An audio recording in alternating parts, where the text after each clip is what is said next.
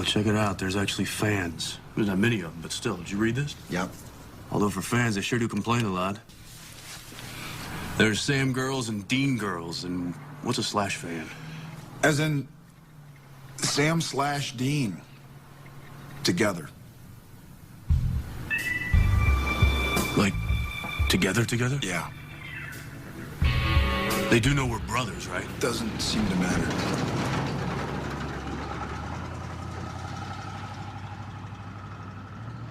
Welcome to Idling in the Impala, a podcast by and for lovers of supernatural and the fan fiction it inspires. Before we begin, just want to remind you to like, subscribe, follow wherever you listen to us so you don't miss any episodes or bonus stuff that we do. I'm Sandra. I'm Karlee, and we've been keeping this one kind of under wraps. We haven't been talking about it because I think we'll both admit we weren't 100% sure we were going to be able to pull it off. But a little while ago, I said to Sam, because I'm an asshole, I was like, I think I'm going to challenge you. I think you should do a one-shot that is under 3K words, just to see.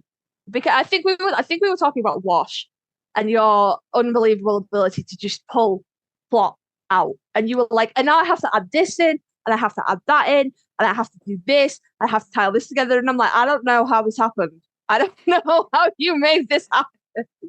So it was just like I'm going to challenge you. Like one day I'm going to challenge you. And then we got to thinking about it.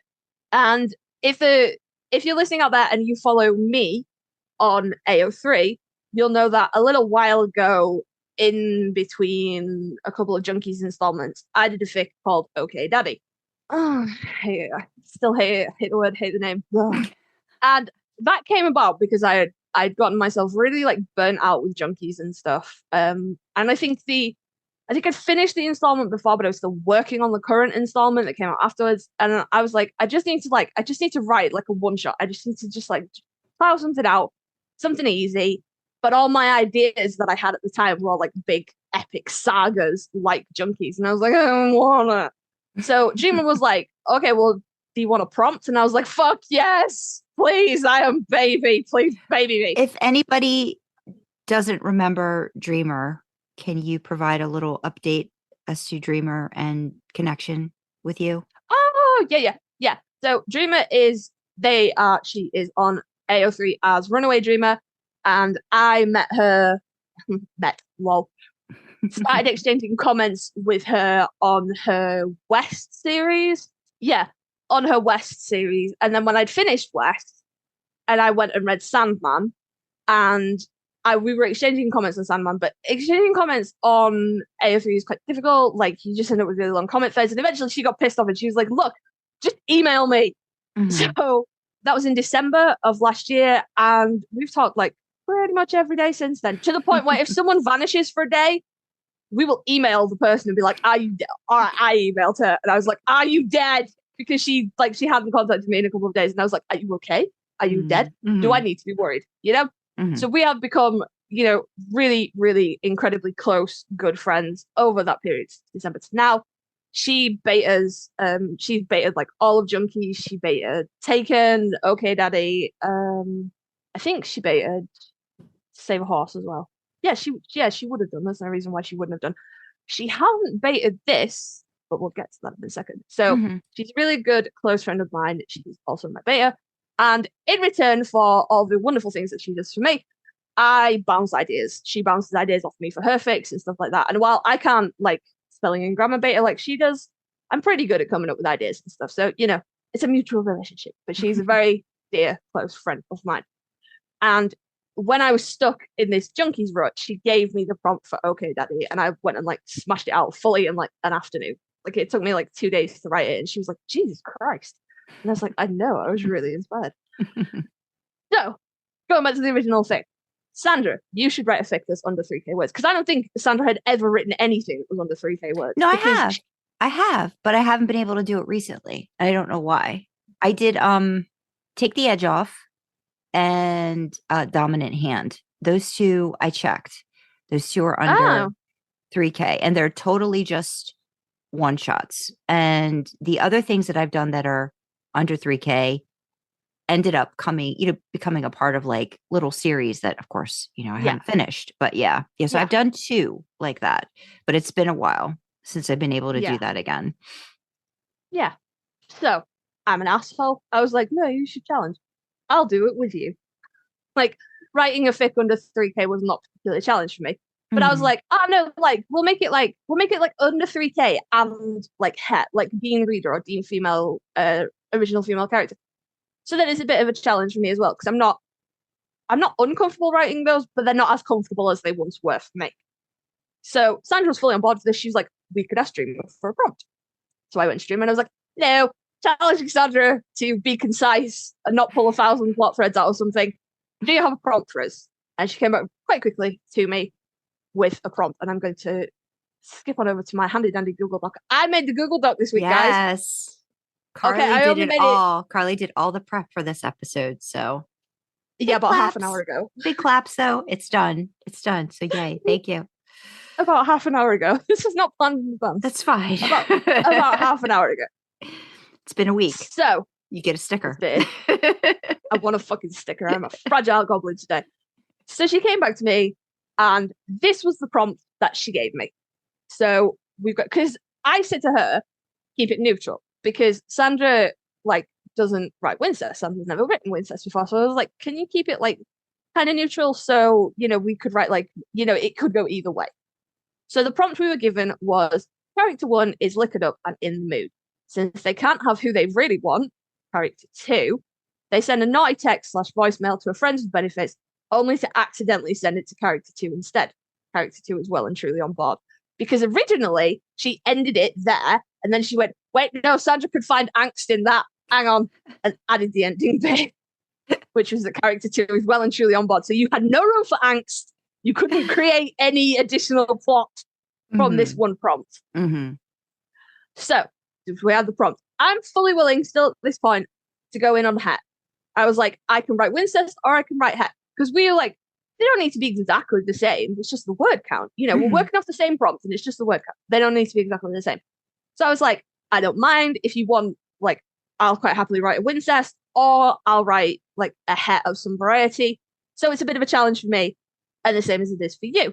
And then Sandra, good Lord, she put on her big girl pants and she was like, I'm going to do Wincest. And I was like, fuck, all right then. Shit, all right. And there was various kind of, are you sure? You don't have to. No, it's fine. Like, don't worry about it. And she was like, no, I'm going to do this. I'm going to write Wincest. So apparently being on a word limit and not pulling 1,000 plot threads out of everything wasn't challenge enough. My girl was like, no, I'm going to write this thing that I have no comfort in writing. So I was like, okay, I'll do Wincest as well. And then as it turns out, Sandra had like a plot and an idea and fucking finished like a week ahead of me. But we'll get to that. So we set out like a time frame. We were like, okay, 6 weeks approximately. I'm working. Sandra's working, freelancing, doing all the other stuff, family things, big time of the year for stuff that's going on in Sandra's life. So I was like, okay, 6 weeks. This is a reasonable amount of time to write 3,000 words. I finished mine like on Monday, as in it is currently Friday the 1st of September, and I finished my fic on, no, it might have been Saturday actually. It might have been on the 26th of August. Right. So, because we were expected to, we gave ourselves the deadline of like, I think the end of August, we would get them to Dreamer. Yeah. And then Sandra finished like a whole week ahead of me. And I was like, ooh, shit. All right. Better fucking plow on this then. So yeah, I was like 3K words in 6 weeks. Fuck me, I'll smash that out in 2. And then I finished it on Saturday, which was, and I had to stay up late to do it as well. I blame work. It's draining me of all my time. Mm-hmm. So we ended it with these 2 fics. Sandra had this really great plan and she executed it masterfully. And I had zero plan. I had no idea what I was going to do. And I was like, I couldn't work out why. So I was like, sexting, phone sex, that is my jam. I love doing that. I love writing Wincest. Why is this a problem? But it was. For Karlee's benefit, not to give them, they're being too hard on themselves, where I had mild panic. And even though I had my big girl pants on, I didn't want them to stay on. And I was like, I don't know if I could do this. So I started getting a little worried. So I I showed Karlee during one of our recordings, like the first 2 pages of what I had set up. So they had helped a lot in terms of, bouncing off stuff with me where I was not there for them at all. Like they were, they had to do this all on their own. So I think you need to give yourself credit for the fact that, I panicked and said, could you please look at the first, could you look at if the setup and what I'm doing sort of makes sense? And, we talked out a couple ideas and things like that. So yeah, that's why I think I got done before you did. Maybe. Or I probably would have still been, probably Monday. I mean, I was still really like, I went through it again, like, one more time and edited it before I just sent it off. So, it wasn't done a week ago. It was still, but yeah. Yeah, I was mostly done. Okay, I'll take a moderate amount of credit for that. Okay. In my mind, this was like your first time writing this particular pairing. So I was like, oh, I'm not just going to leave you to flounder. Because when I wrote my first fic in like a decade, I was bouncing ideas off our friend D, who is like, we've talked about it before, she introduced us. I was bouncing ideas back and forth on her, and we were back and forth in a Google Doc constantly because I was like, what about this? And what about this? And oh God, it's awful. So I get it. But I will say, we're not going to be doing a challenge like this for quite a while because I felt like I was writing in a vacuum and I hated it. Because I like, if it's Wincest, Dreamer is my go-to because she also writes Wincest. So I like bounce off her. And I couldn't do that because this was her prompt and we wanted her to review them at the end. And then I couldn't go to Sandra because I knew you were kind of like struggling to piece together your own thing. And I was like, in a vacuum and I hate it. Nobody to talk to. This is awful. I mean, I didn't cheat. I didn't. I did send Dreamer some screenshots from like my stuff, but it was stuff that I'd already done just to be like, whoa, surprise this, like stuff that I thought that was really hot or really well worded or whatever. Right.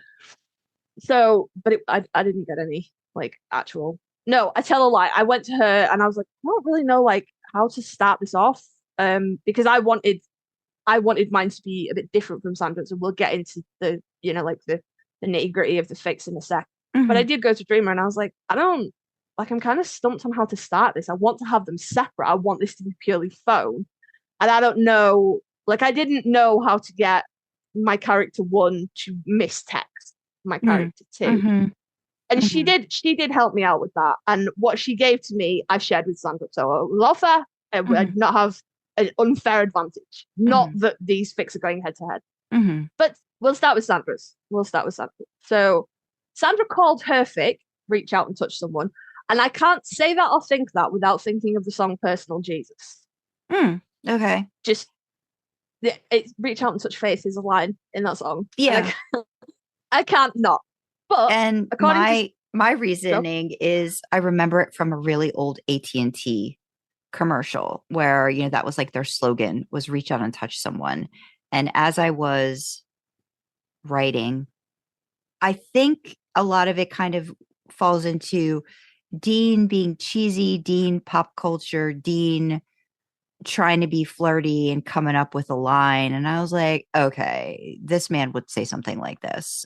And so then that ended up being like how I tied that in. So in my mind, Dean's totally like, this is AT&T slogan. Because I kind of did that in another fic too, where I kind of had him talk about like an old commercial, that he just, because I just feel like Dean and I think would be one in that we were probably like when we could be stuck in front of a TV, we were stuck in front of a TV when we were younger and we didn't have a lot of other things to do. And it was just be whatever would be on television.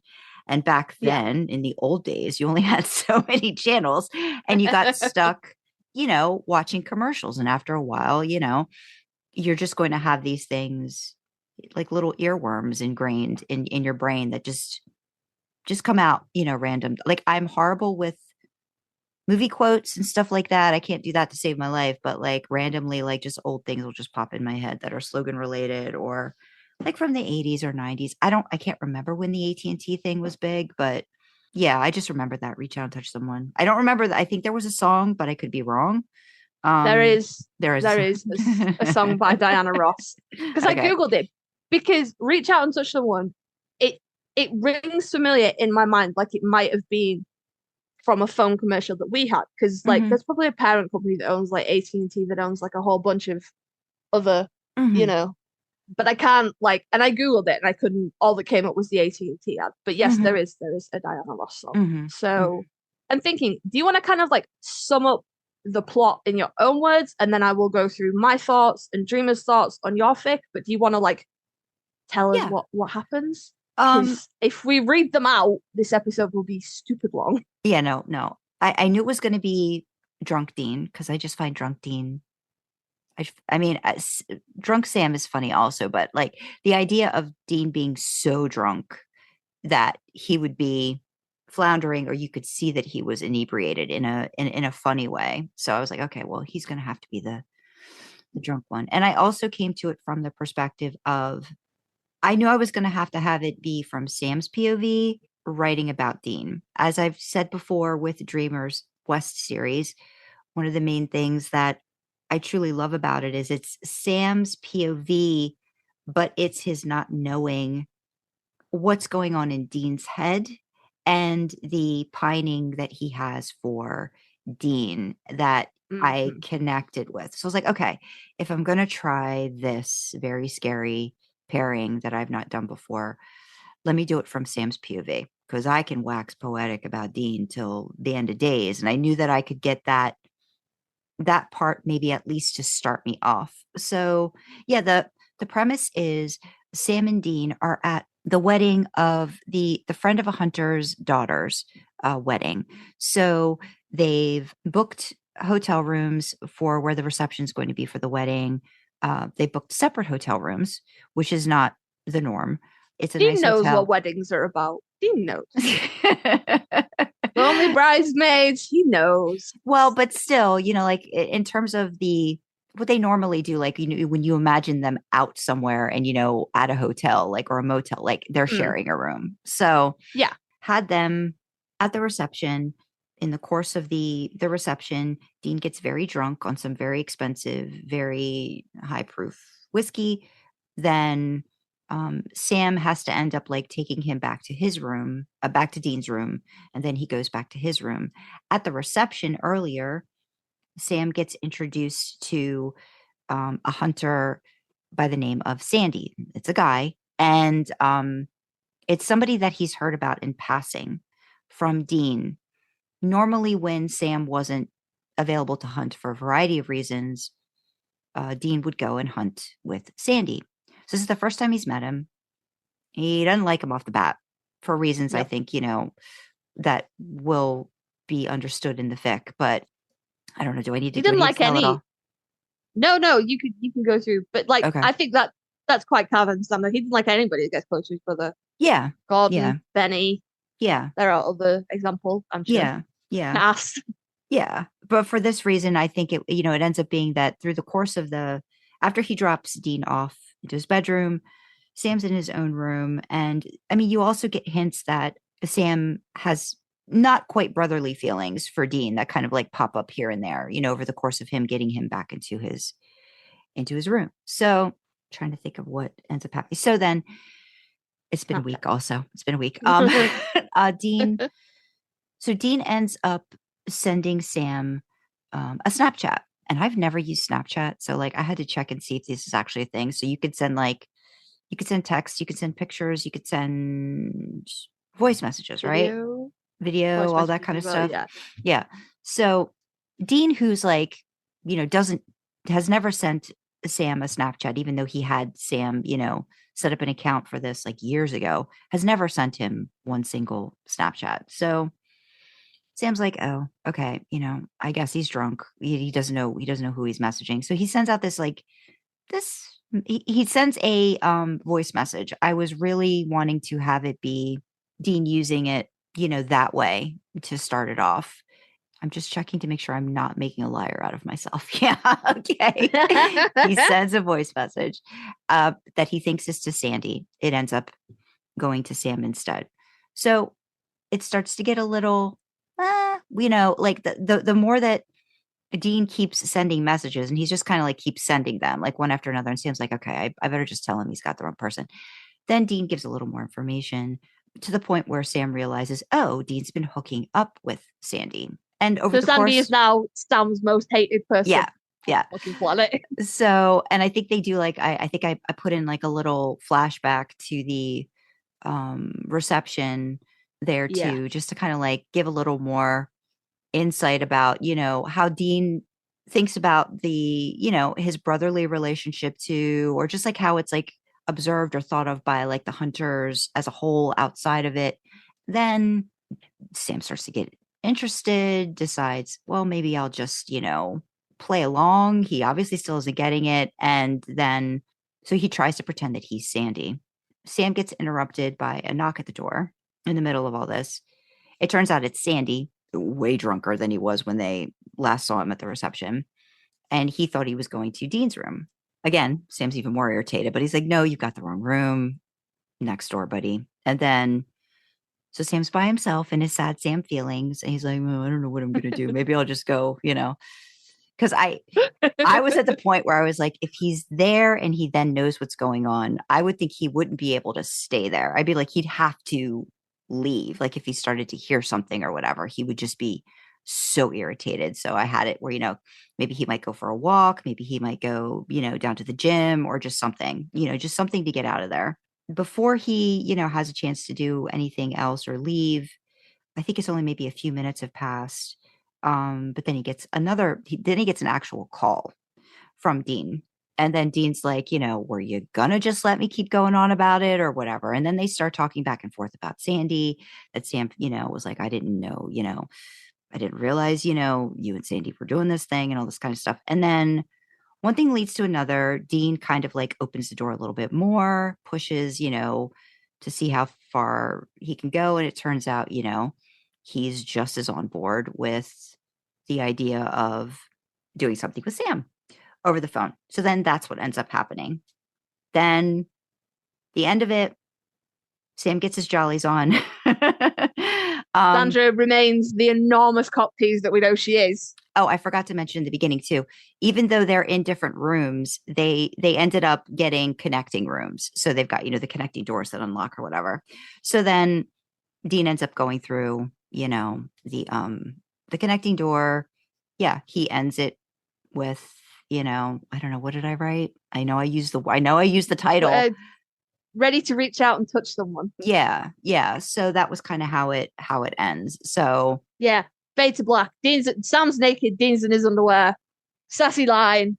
Fade to black. Blue balls all out. Yeah, no.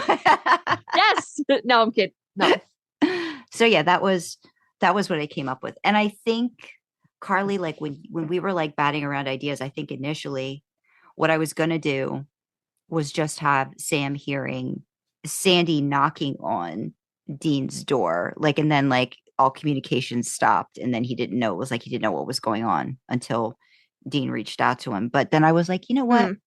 It would make more sense, and it would legitimately, probably logistically work better if he accidentally knocked on Sam's door, got him more irritated and stuff like that, and all that kind of stuff. So then I think that's like the one thing that once we were talking about it, I had kind of like, no, I think it would work better this way. So that was it. That was what I came up with. that was reach out and touch someone. You know, that's very brief summary. These will be going up on AO3, so you should definitely read them because they're awesome. But I'll do my comments first because then I can end with Dreamer's like final thoughts. Okay. So I had commented. I'm not really sure the best way to do this. Okay, I'm just gonna go through them.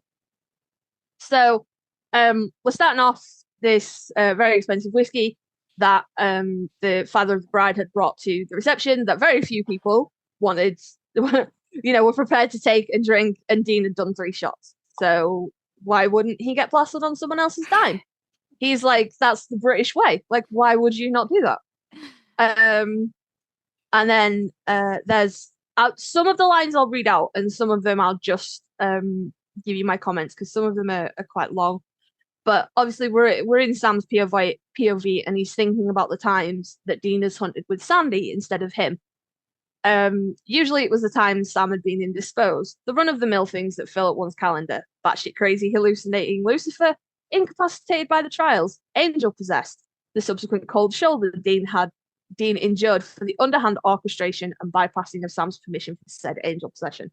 And my comment to this was true Brit deadpan sarcasm. I'm so proud because I'm gonna make a Brit out of Sandra. Like not really, obviously, but I'm gonna leave her with some of the sarcasm that comes from my country, and that is true. Just like all these really horrific things, like they're just totally normal. So I was like, yay, I'm rubbing off, yay. Sam telling Dean is complaining that Sam's a killjoy. Sam telling Dean that nobody wants to hear him sing Eye of the Tiger again. He needs to give someone else another chance at the karaoke machine. Samuel the killjoy. Sam's trying to walk Dean from the elevator to their room, and Dean's like kind of helping, but not really. Dude, quit it. Walk or not, pick one. It's like herding cats. You ever herded drunk people? That's exactly what it's like. You're like either walk with me or go live. Don't try. Like, this is unhelpful. Pick one. Which totally get. Sam puts Dean on his side in the bed, in case he throws up. Dean very passively aggressively rolls onto his back. Sam's like, all right, don't choke on your vomit. And Dean being like, you blocked any chance of me choking on something. Sassy pants Dean. Sassy pants Dean.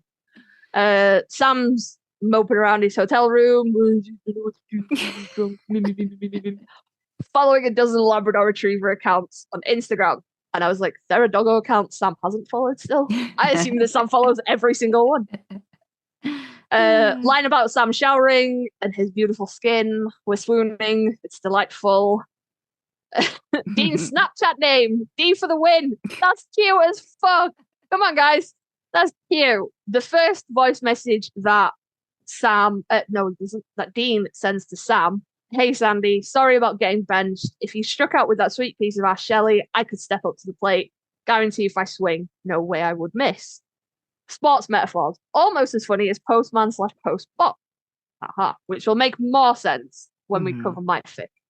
But this has been a running joke now. Like the traditional, like bottoms and tops, pitchers and catchers, givers and receivers, postmen and postboxes. Which is not my invention. It is by a very, very, very funny Scottish comedian called Larry Dane. But it's funny and it makes me laugh. Sam's mind then did that awesome previously on montage of the evening's events, and he's sort of filling in gaps of what had happened and who these people were and things like that. So I was like, I love this visual of him just being like, And you can almost hear that like shimmery music as it like fades into the flashback. Oh. I could hear it. Another message from Dean. Think we could get into some trouble in the dugout, just the two of us. Sure do like the way you handle that bat. Right, that should not be sexy, okay? That is a really, really clumsy sports metaphor for fucking, and I don't like how weirdly sexy he makes it as a clumsy sports metaphor. Is there anything that he can't make sexy? I should also probably add that, my husband's been watching a lot of baseball. It's baseball season. So I think a lot of this just kind of like has been permeating my brain as well too. So it's like, I know he's not getting any homoerotic vibes when he's watching a game, but it's like, watching the guys tap each other on the butt, when they get a home run and like when they get into the dugout and stuff like that. So I find that so weird. Like there are a bunch of completely non-erogenous zones that you could clap somebody on the back and that's perfectly platonic, but they're like, woo, slapping that ass. Yeah. Why? So yeah. So, and honestly, like this totally reminds me of, I think too, I was like channeling, because I just absolutely love this one fic that is it's Dean getting gangbanged by the baseball team. I never thought I would like anything like that so much in my life, but it's totally like consensual and everything. And the way he's getting treated and everything, like it's all him just giving in and just like, wanting all of this stuff. It's a real, I'm sure tons of people have read this, but I will put a link. It's the batter up stealing. It's like got all these euphemisms like in the title, and it's by J. Adronicus or something like that. But it's so good. link me. You've read it. I know you've read it because I said it to you before. I think I'm pretty sure I've read it, but there's also a fic called Sloppy Seconds, Okay. which is Dean getting fucked and then Sam fucking him after he's been fucked. And I'm pretty sure Dean fucks like some sports people in that and then goes home and tells Sam and is like fully got like dicked down by so many dudes. Okay, but I'll add the link too of the one and then link I'll in the description. Yeah. Just in case you want to see where all of this has come from. In terms of euphemisms. I want to see. But yes. Yeah. Okay. But yeah, is there anything he can't make sexy? No. Sports metaphors? Oh God. Dean Winchester is not a man to be deterred, friends. He carries on down this sports metaphor avenue. Oh God. Next message. I think about the third message. Been thinking about how you've been wanting to pitch, like we talked about. So I'm like, again, clumsy sports metaphors. And then Sam, obviously, he can't send a voice clip back because he's not the person Dean thinks he's texting. So, and I won't do the lines for this one, but my comment was, I love that we both started dropping G's like we had to pay for them. Because when I had my character start talking on the phone, I also started dropping G's. And it's not even a shortening of the word because you have to put an apostrophe there to mark the drop letter.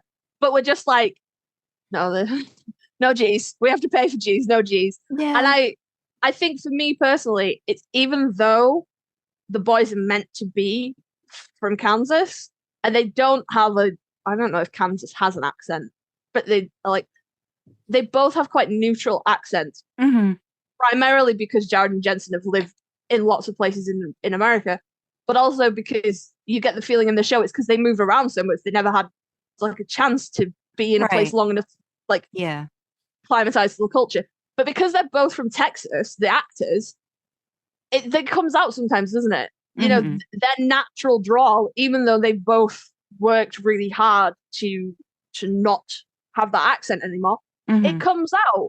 So I think you just instinctively, if you want to write Sam or Dean, like putting on a bedroom voice, you do start dropping G's, like someone's asking you to pay when you're done. Yeah.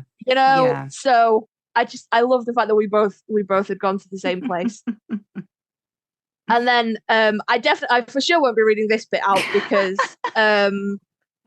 y'all need to read it, right? And I ain't gonna do it no justice. So you either need to listen to Sandra read it or you need to read it yourself. But my comment to this beautiful fucking image is goddamn. 2 words with full stops. All right. Excuse me. I understand that Wincest is not your comfort zone, but could you be persuaded to do Dean original male character or a male reader? Because I need you to write me this blowjob scene. I need it. And I stand by my fucking comment, Sandra. I understand that you're like, I don't really want to write Wincest anymore. But can I convince you to write something with another, like any other guy? It doesn't have to be Sam. Literally fucking anybody. You can write a Benny Dean thing if you want. You can write a fucking Destiny. I just need you to write blowjob scenes, Sandra. Please. I need this. I need this in my life. Oh God. I think that's funny. I don't know. We'll see. We'll see at some point if they ever decide. Yeah. There's always a possibility. I can't say. Can never say never, right? We can't. Not anymore. No, can never say never. We can neither confirm nor deny that Sandra may or may not get bullied into writing a Dean original male character. Dean stops sending voice clips and starts sending text messages, presumably because Sam won't play. And I love Dean's text voice. Like it's like you could tell the only capital letter is the one that autocorrect. Yeah, that's what I was thinking too. I was like, it has to be the first one has to get autocorrected. So I was like, but everything else would just be lowercase, and he wouldn't be worrying about grammar or whatever, just doing like the bare minimum, because I just don't think Dean's a texter at all. I really do hate seeing their texts on the show because they're so like, well, like the grammar's right. Like even like if you look like if they do like screenshots of like Dean messaging like his mom or different things like he wouldn't text like that. If he absolutely had to text, he wouldn't text that way. Maybe he would for his mother, but like even with other people when they've shown it, I'm like, that's not Dean texting. That's just not. No. And Dean is not a child of the 90s per se, like I am. Dean still comes from the era when text messages, like, you only had so many characters before you had to start a new text message, you got charged twice. Mhm. You dropped letters like you were paying for them because you fucking were. Yeah. Well, So- plus, I imagine he had a phone at the time like I did where you had to press the buttons, like, number button like so yeah. many times to make things happen. So, I mean, I'm sure he appreciates now, you know, that he doesn't have to do that, but I just don't think he just wouldn't worry. He just wouldn't care. Like he would just No. need to get the point across and that would be it. So, Yeah. yeah. So Dean is one of those people, it's the letter U instead of you. I wonder what he does with all the time he saves. In 2023, in the days of autocorrect and things like that, I'm like, what do you do with all the time that you save? Not Mhm. putting those extra 2 letters in that. But it made me laugh. This whole, like, you get one capital letter and it's because autocorrect gives it to you. You get no punctuation. Half the letters are missing. I love it. I think it's really cute. Again, not going to spoil the line, but Dean is commenting on him or the car. And my comment was, it's definitely you, Dean. The car is a close third. You know? Because I will always put Sam above Dean. Mhm. Well, Sandy's knocking on Sam's door, and Sam's just like, keep it down, people are trying to sleep. And I'm like, yeah, Sandy, STFU and GTFO, get out, leave. Fuck him. Yeah. So Sandy goes and knocks on Dean's door, and this is where Sam's like, I should get dressed and go to the gym. And I was like, this makes me sad, Samuel. Just jerk off like a normal fucking person. Because at the time, I had forgotten that if he'd stayed in the room, he potentially was going to have to listen to his brother fucking. Yeah. And I was like, you were like, you know, you were half in your own head, like 5 minutes ago. Just go jerk off and go to bed like a normal human being. That would What's wrong with you? bother him. I mean, and I could just imagine too, like even if he wasn't trying to listen, like any Sometimes sound, you can't not. but Yeah. any sound, he'd be like wondering what they were doing. Yeah. You know, and I was just like, no. I mean, I know I wouldn't want to. Like if Oh, I good knew Lord. if I knew there was a possibility and then it wasn't there, you know, like to have it happen with him assisting in one way or another, whether he knew who he was talking to or not, I would not want to. I say this now, but I would probably be having my ear against the door listening anyway. But If I it was would Dave. think I wouldn't. Yeah, if it was Dean, I would think if I thought there was a possibility of something happening with him invested in the situation and then not, I would be upset. I would be blue balled and be like, I just need to get out of the situation. Like I need to get out of the area so I don't hear it. So that's where maybe I channeled more of my reaction. But I feel like Sam would do that too. I don't know. I feel like he Yeah, I wouldn't don't- want to be there, you know, like for that. No. I think canonically, Sam's probably had to listen to Dean fuck more than anybody should have to listen to anybody fuck. Yeah. No, Yeah. not to mention your own brother. So I think, given the choice, he would always choose to leave. Mm-hmm. But as we've established, Dean sends Sandy packing and then calls Sam and was like, "Nah, you having fun, are you, asshole?" One of the things that Dean says to Sam is, "I got to bring all my suitors round for your approval," which I just that's cute. I like it. I like it. Then they're going on about how Sam would think that Sandy would be Dean's type, and Dean's like, "But why?" And Sam, ever subtle as a fucking brick, Samuel Winchester. Well, he's got a dick for starters. So I'm just like, laughs in pansexual because that won't fucking matter. I don't care. It's such an easy life when you're not constrained by your own brain in that way. Mm. Moving further on, Dean's kind of pushing the line. Do you really want to hear me? Fuck yes. Yes, Dean. Another line of Dean's that's left me DED dead. A different line of Dean's that's left me DED dead times 2. Another line of Dean's. Well, it's not a line. It's it's what Dean's wearing, and we're just like, oh yeah. So I have to that admit, was those lines you were talking about that left you dead. I got inspiration from Ronnie a little bit yeah. too, like just discussing kind of what Dean, you know, would be saving himself for Sam, like in the back of his mind kind of situation. And I think Dreamer's done things like that too. So I think I got inspiration from, you know, from that. I think most recently, having been reading a lot of Sam Winchester and Dean Winchester pining over each other. So yeah. So much Wincest. Yeah. So much I remember when our friendship started, and you were like, yeah, no, I don't really. I have no interest in that. No. And now you're like, I read it casually. Yeah. I don't care anymore. So that is those were my thoughts on the fic. And now we will move over to Dreamer's thoughts on the fic. So let's just scroll back up.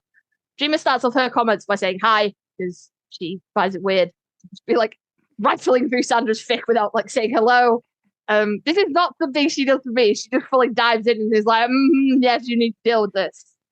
You know. So Sweet. but the niceties must be observed. So Dreamer's drawing attention to Sam kind of like propping Dean up in the elevator. Oh my gosh, this image and Dean's comments make me picture like an old-timey movie with a drunk cowboy in a saloon being held up by his buddy, waving his fists all, let me at him, even though he can hardly uncross his eyes, crying, laughing emoji. Oh. Dreamer likes her emojis and has told me that I have to read them out. So I told her I would be reading out the official names for the emojis in a flat monotone. So, Oh my gosh. sorry. Dreamer also picked up on Sam's little list of things that had kept him apart from Dean, and her comment was, not that Sam's keeping track, hand over mouth, or mouth over hand, rather, emoji. So many emojis, Dreamer, stop it. One of the lines, Sam's kind of like got Dean to the door and is like asking for the key card, and Sandra blatantly ripped off a line from the Mystery show. Spot. But Yeah, absolutely. I think everybody's ripped this line off at some point. Sammy, get all tingly when you take control like that. Dreamer's comment, your drunk Dean is giving me so much life. Hands up in praise, cry, laughy face. So many fucking emojis. Good lord. Dreamer also picked up the blocked any chance of me choking on something line. Naughty, mouth over, hand over mouth emoji. Always. Why is it mouth over hand, Karlee? That doesn't make any sense. Also picked up on the Labrador Retriever account. Of course he did. Oh, Sam, cry, laughy face, out with the sparkle emoji. Sam wanted some time to himself, but if he did, why couldn't he think of anything but Dean? Because you love him. You want to kiss him. You want to squeeze him. Which I don't know if that is a line from a movie or a song, but it reminds me of lines from Miss Congeniality. Yeah. Which might have been what she was. Oh, hello. The podcast mascot has decided his stalk is over and he's come to be a pain. So we're in Sam's flashback now. The father of the bride is saying that he hopes that their daughter has as long a happier union as you and Sam. Dreamer's comment, haha, love it. Their bond is undeniable. Smiley face with a tear. Now, I have to ask, did you read her comments before you wrote your comments, or did you read them? Did you read it separate and comment? No, I've read hers before I commented mine. Okay. I did try not to pick up on the same things, but apparently it's just funny because like I'm like, yeah, D for the win. Yeah, I love that too. Also picked up D for the win. Love it. Sam getting moody and getting jealous over Dean's voice messages. Why would he be jealous? Yeah, why would he? That would be super weird and out of character. Upside down smiley face. Yep. Yeah. Dean's comment or Dean's voice message about Sandy wanting to pitch gives us get a Dino, and then Sandra replying that like they were trying to come up with something sexy relating to a mailbox, but not as refined sounding as a postbox. So we have baseball euphemisms. I'm gonna have to link to the Larry Dean fucking postman postbox thing now. Oh god. So in the kind of after Sam gives in and starts texting, and Dean's like, no, I'm not gonna send voice messages if you're not gonna send them. So Sam like lies on the fly. I'm babysitting Harlan. All those fireballs got him praying for Jesus' mercy over a toilet bowl, which is great, by the way. It's also a great line. But I deliberately didn't pick that one up because Dreamer had picked it up. You're such a lovely way with words, Sandra. Crying, laughing emoji, heart with sparkle emoji. I'm so bored of doing emojis now, fucking hell. Dean's like, well, I'm not putting on a show for Harlan. Sam's like, no, I wouldn't put you on speaker. I don't want to share you with anybody else. Dreamer, who would? Sigh. Yeah. No, it's fair. Dreamer also picked up on telling Sammy to shut the fuck up. People are trying to sleep. Gee, Sammy, someone might take you for being jealous again if you're not careful. Smirky emoji. I don't think all the emojis have Y's on the end of them, but I'm putting them on.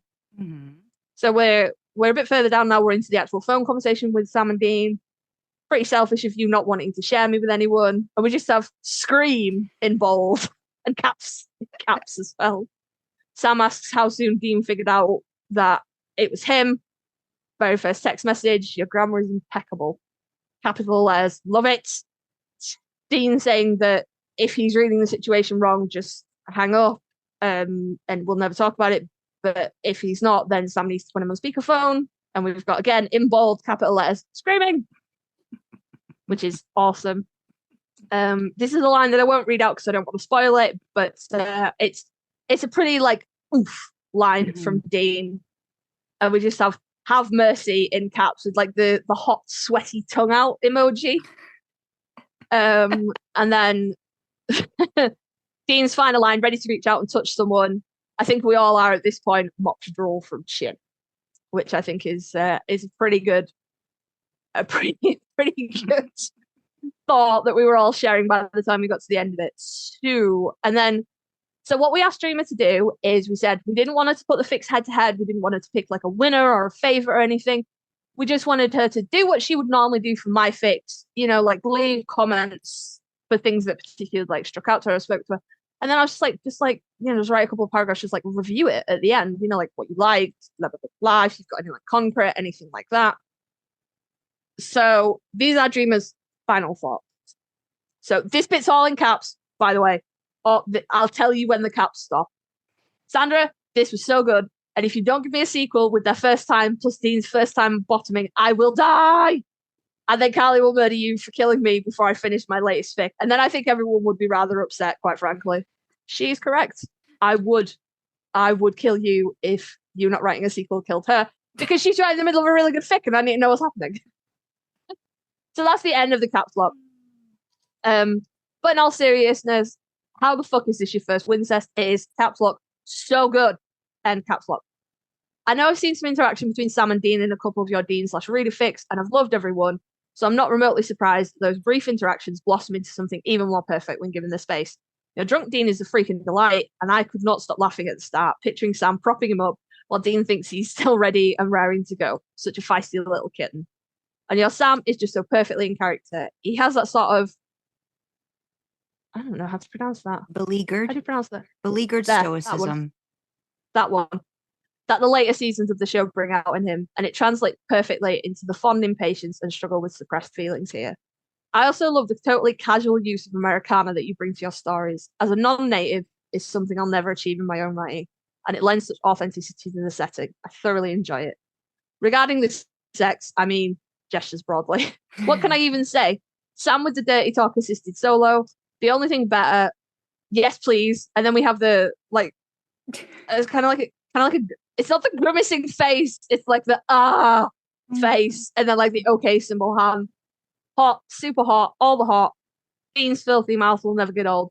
The only thing better would be reading what happens next. Say in a sequel that I will literally die without literally pointed to death. Just saying. That is how Dreamer and I talk all the time. That is how she talks. There's a lot of asterisk talk, which okay, yeah, we're in our 30s and it's cringe, but also it's fun. Yeah. So no, absolutely. Absolutely. That's where we're at. Now, for my thoughts on Sandra's fic, I was fucking blown away. Because although I had helped Sandra it's sort of in the early stages navigate how she was going to lay everything out, the sort of the finer nuances of the plot escaped me a little bit. And I do remember thinking when we were talking about it, making this way more complicated than it needs to be. Why is there a third person? What is happening right now? So I was like, I knew it was going to be awesome. I never had any doubts that it was going to be awesome. And I knew that Cassandra has expressed to me many times, because I have begged and pleaded, please write something. I don't even care if it's Sam read it. Please, please, please, please, please, please. Because I want new Samfics sometimes. I don't want to have to write all the Samfics that I want to read.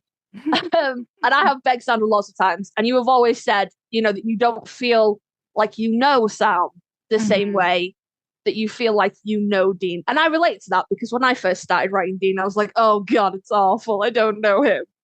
And I'm more comfortable now. I've done horrible things with that man. It's, it's at a certain point, you just get past any awkwardness, really.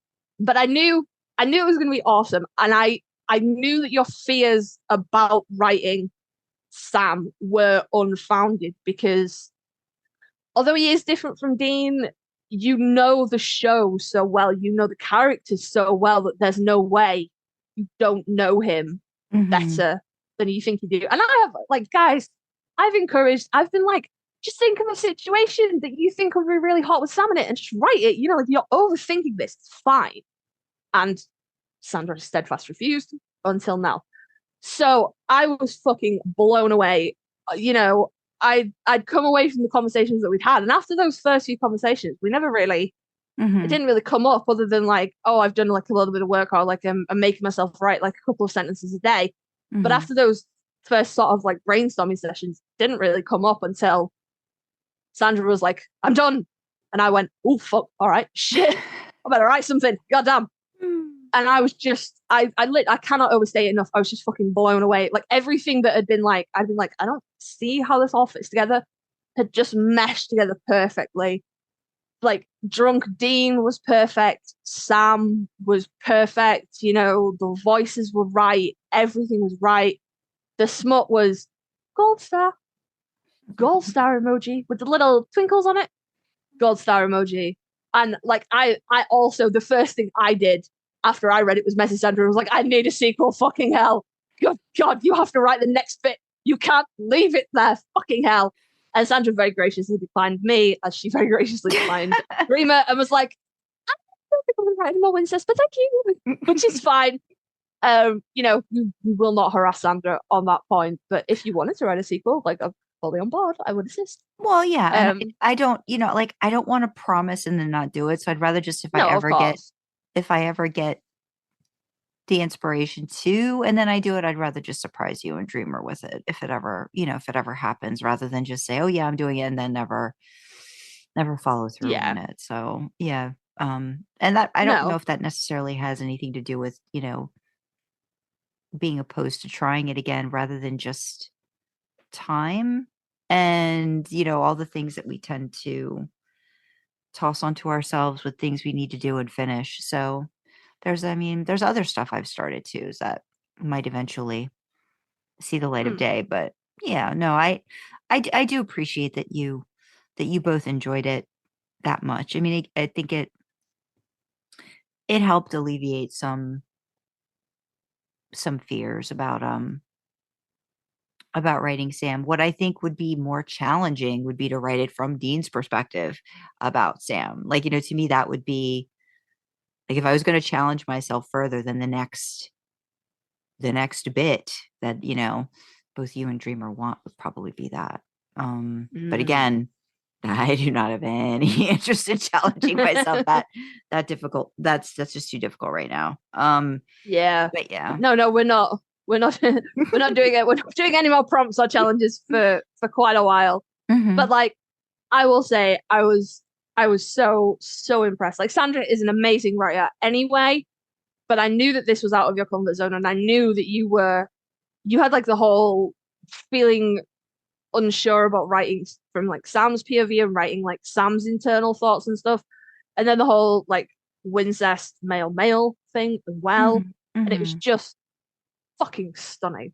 It's just amazing. Thank you. Fully gold star. I'm amazing. Thank you. I thank you. I appreciate that. I appreciate that a lot.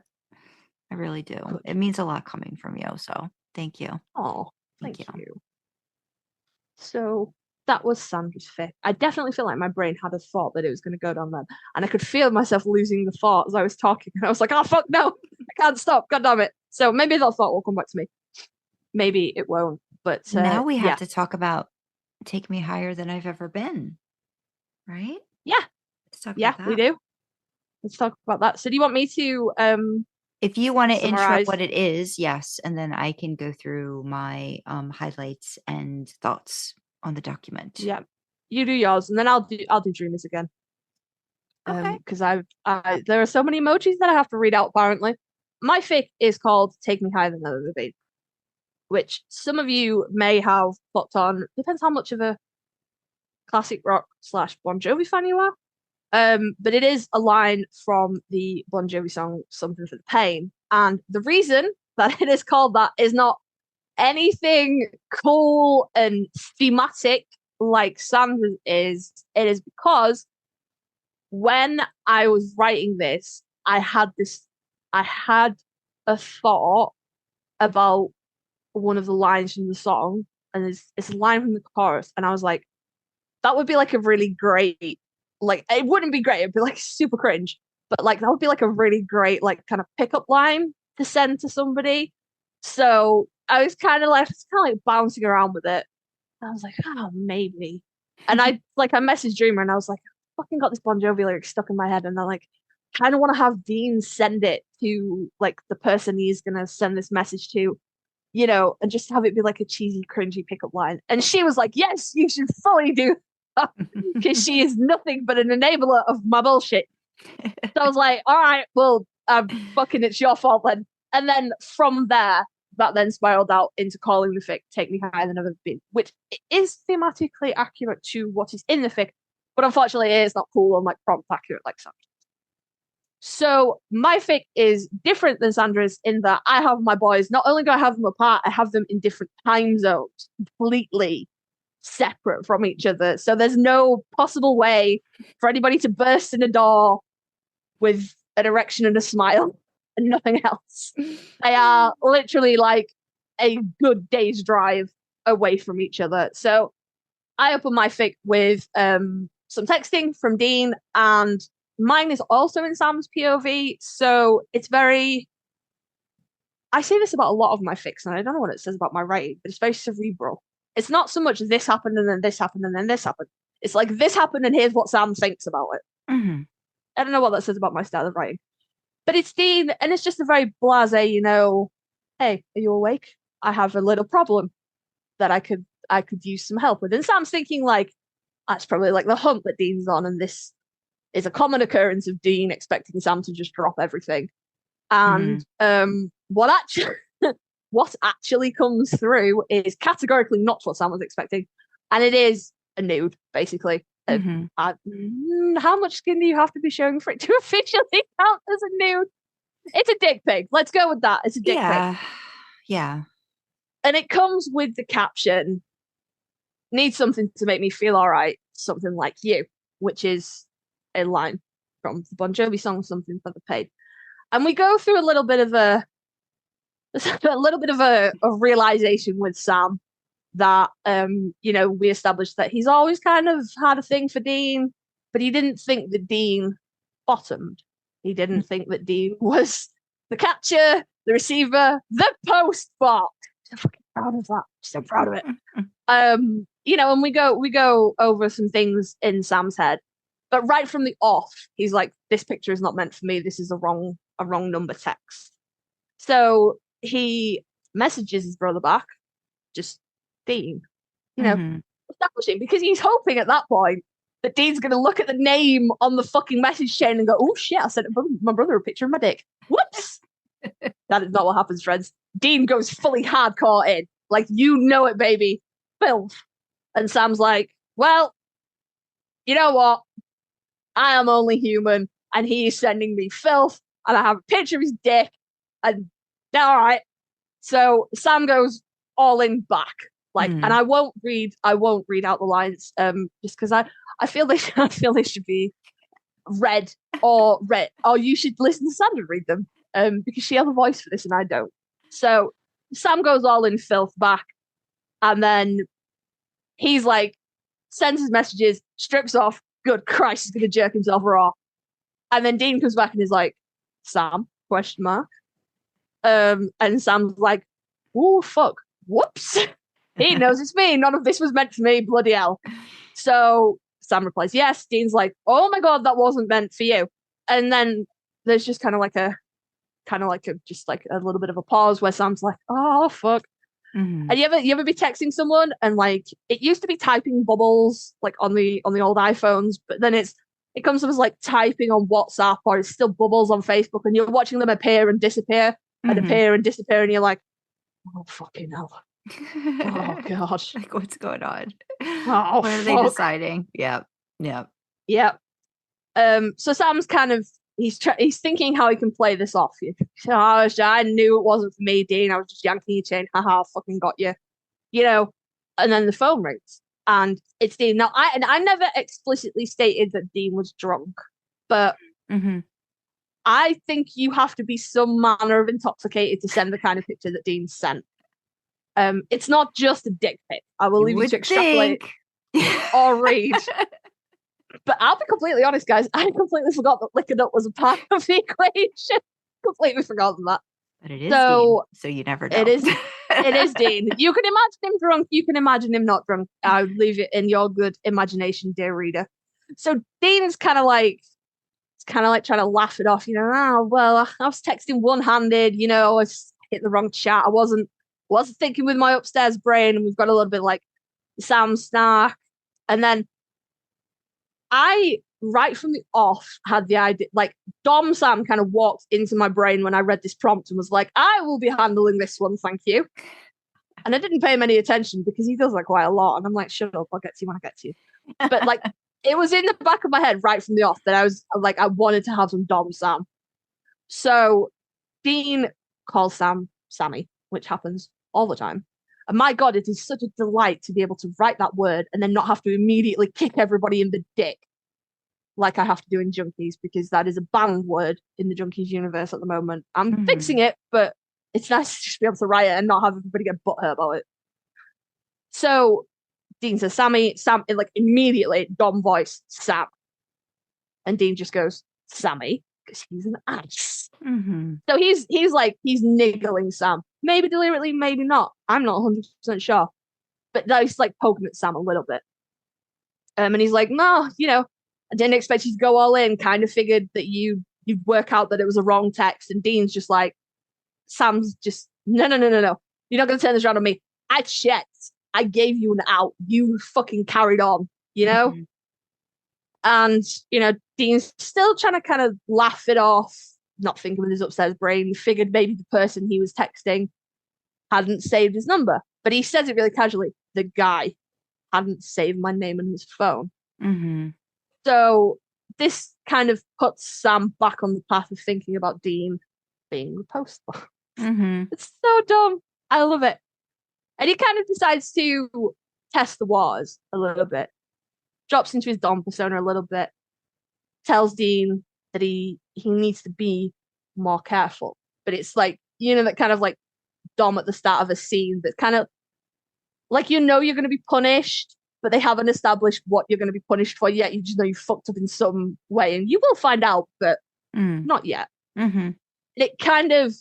It leaves Dean a bit flustered, and he kind of immediately matches Sam from the sub perspective, probably not deliberately. It just kind of responds to the Dom persona that Sam's putting on. So Sam just kind of like, pushes it, lets those silences build and build. And Dean's kind of like, trying to break the tension, trying to, change the subject, trying to move things along. And Sam's just not letting him. Sam's just kind of like putting the pressure on until Dean breaks and is like, yeah, all right, I didn't mean to send those things to you, but I was thinking of you. Sorry. Yeah. And then we're full on into phone sex. Dean is spouting out like fantasies, like saying that he's wanted Sam for such a long time. There's pet names, and like good name calling, I suppose. You like big brother, good boy, things like that. I never intend to put the big brother, little brother thing in there, and it always comes up anyway.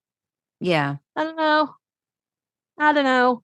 So yeah, we just have that, and Sam kind of like quite efficiently doming Dean over the phone, and Dean is like fully on board with it. We carry on. He makes Dean tell him, like what he was thinking about when he took the picture to send to whoever he was going to send it to. Talks Dean off, gets off himself. It's it's hot. It's good. Sandra will fill you in more. Not gonna blow my own trumpet there, Sandra. Sandra and Dreamer will fill you in more on their thoughts on this. And then we get to the end, and everybody's had an orgasm. And then against all of the natural order, it's Sam it's Dean that's like, should we talk about this? Question mark. Question mark. And Sam's like, not over the phone. No, we've got to talk in person. When are you coming? Like, when are we going to be back in the same time zone? Yeah. Dean's like, yeah, no, I'm setting off tomorrow morning. I just got to sleep. I'll be back with you in about a day. Sam's like, okay, we'll talk. We'll talk in person. Are you okay? Which, because y'all know, guys, aftercare is really important to me, and there is only so much you can do over the phone. Mm-hmm. And I didn't feel great about leaving it just at that. But we're on a word limit here, guys. Like hanging We're on a like word that limit. without, yeah. Yeah. Mm-hmm. I didn't feel 100% in letting Sam not follow that up with his brother and kind of like talk his brother through, like go get a drink, go get something to eat, let me stay on the phone with you.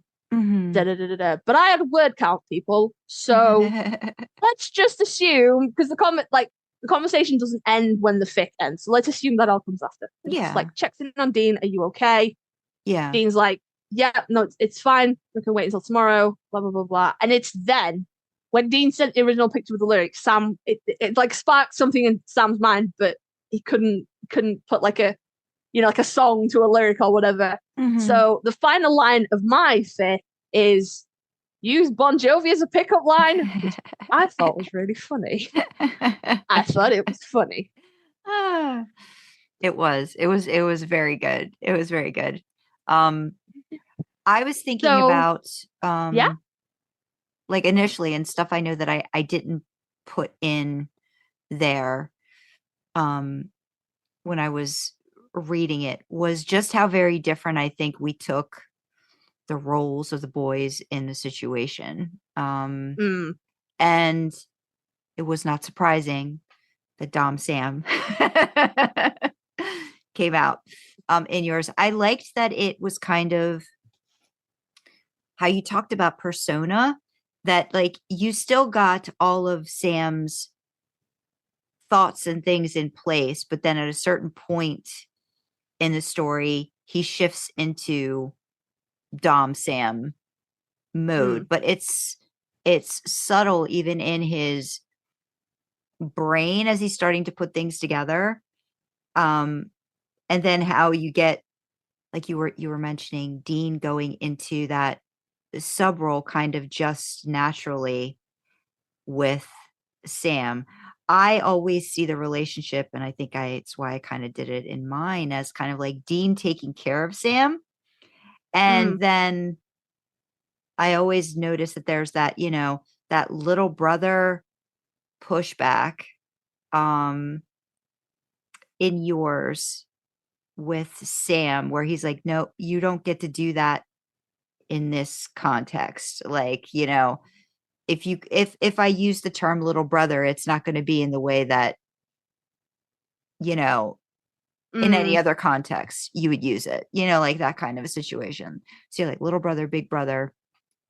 I noticed, it's just like that part of it that you explore a lot with them really makes your writing of them, I think, again, it's an offshoot of canon, but it's still very unique to how you write. Just like how like you were saying, you don't know why you get so cerebral, but I think everybody's got their way of writing that kind of like that part, like how I plot, you know what I mean? Like, so it's like we've all got those things that I think make our writing very unique and enjoyable. But yeah, that's what I was thinking about too when I was reading it, about how, how Sam really kind of took control of the situation pretty much right from the jump. Like once you could, I guess, a little soulless. Do you feel like you get a little soulless, Sam?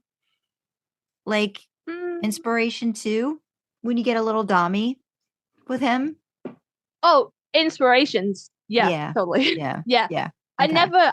I have never to date written anything specifically with soulless Sam in mind. Right. But I have had people say that to me before when I've put Sam in a dominant position. I can see soulless, and I'm like, it's never intentional, but yeah.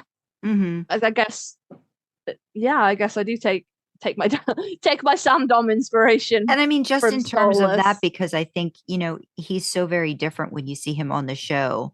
in that role. And not saying that, and I'm not taking it from the point that he's not connecting with Dean, but just like, that smirk or that stance where I think he becomes a little bit bigger in his body too. He fills his body up more, I think, in a way that you don't always see in other situations with Sam. So I kind of feel that, like, I almost feel like he's like inflating, you know what I mean? Like he's getting all of his bravado and I'm going to own this guy kind of situation, which I think is really good. I mean, I'll read I'll go through like highlights and different things like that. And my comments on it. So when the listeners actually like read this fic, which they most definitely should, they're going to notice the way that Karlee sets up the text messaging, and it's like DSDS. And so at the beginning, it's like D, hey, you up? S, yeah, what's up? And it goes back and forth a little bit. And I just randomly just wrote, also, this is such an easier text representation system in fics. I don't know why I don't adopt this format more. Like, it's just like, instead of trying to figure out what do I bold, what do I italicize, how do I make this person, look different on the page? It's just like, there it is. Boom. Easy. You know who's talking and all that stuff. Feel away. And then I highlighted, it was rare enough for Dean to text first. Usually he just calls until Sam answers, then bitches Sam out about neglecting the case or something. He is expected to be on call 24/7, time zones be damned. Sam blames all the times he volunteered for library duty so he didn't have to deal with John. So my comments in order of what I just read, I think this is spot on Dean behavior. Again, I think it's interesting that we get that same vibe from Dean anyway. Texting is not what his go-to is going to be. And he's going to just like, ream into Sam and be like, this is what's happening. What can you find out for me? And then I wrote, I kind of don't understand why Sam has a problem with making the time zone difference thing work. If you and I can do it, surely Sam can. And I did a winky face. And then the whole mention of John, I was like, can't we just blame John? Like, can't we just blame John for everything? Like, it's just it's all about John. So that's a reoccurring theme. And if everything I've written, if John comes up in any capacity, it is negative. And I've had many discussions with people who are pro John, and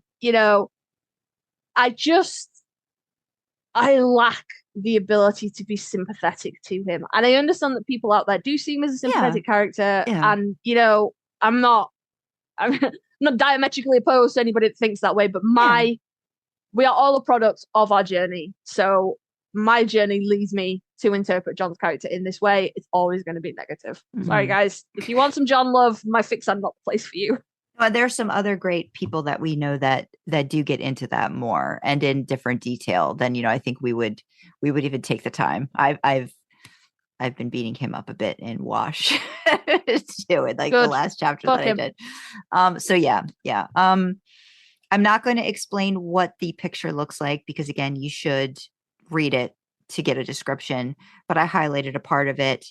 And I just wrote, whoa, I'd say Dean needs some help indeed.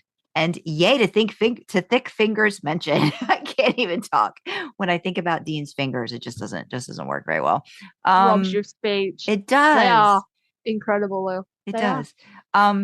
So then Karlee had highlighted and mentioned the text that Dean sends over. I can't talk today. It's just one of those days. So it says D, and it's got in brackets music notes emoji. Needs something to make me feel all right. Something like you, winky face. And I was like, oh, he even took the time to put emojis into his text with all he's got going on right then and there. I mean, he's really trying to entice the receiver because the pic obviously would not be enough.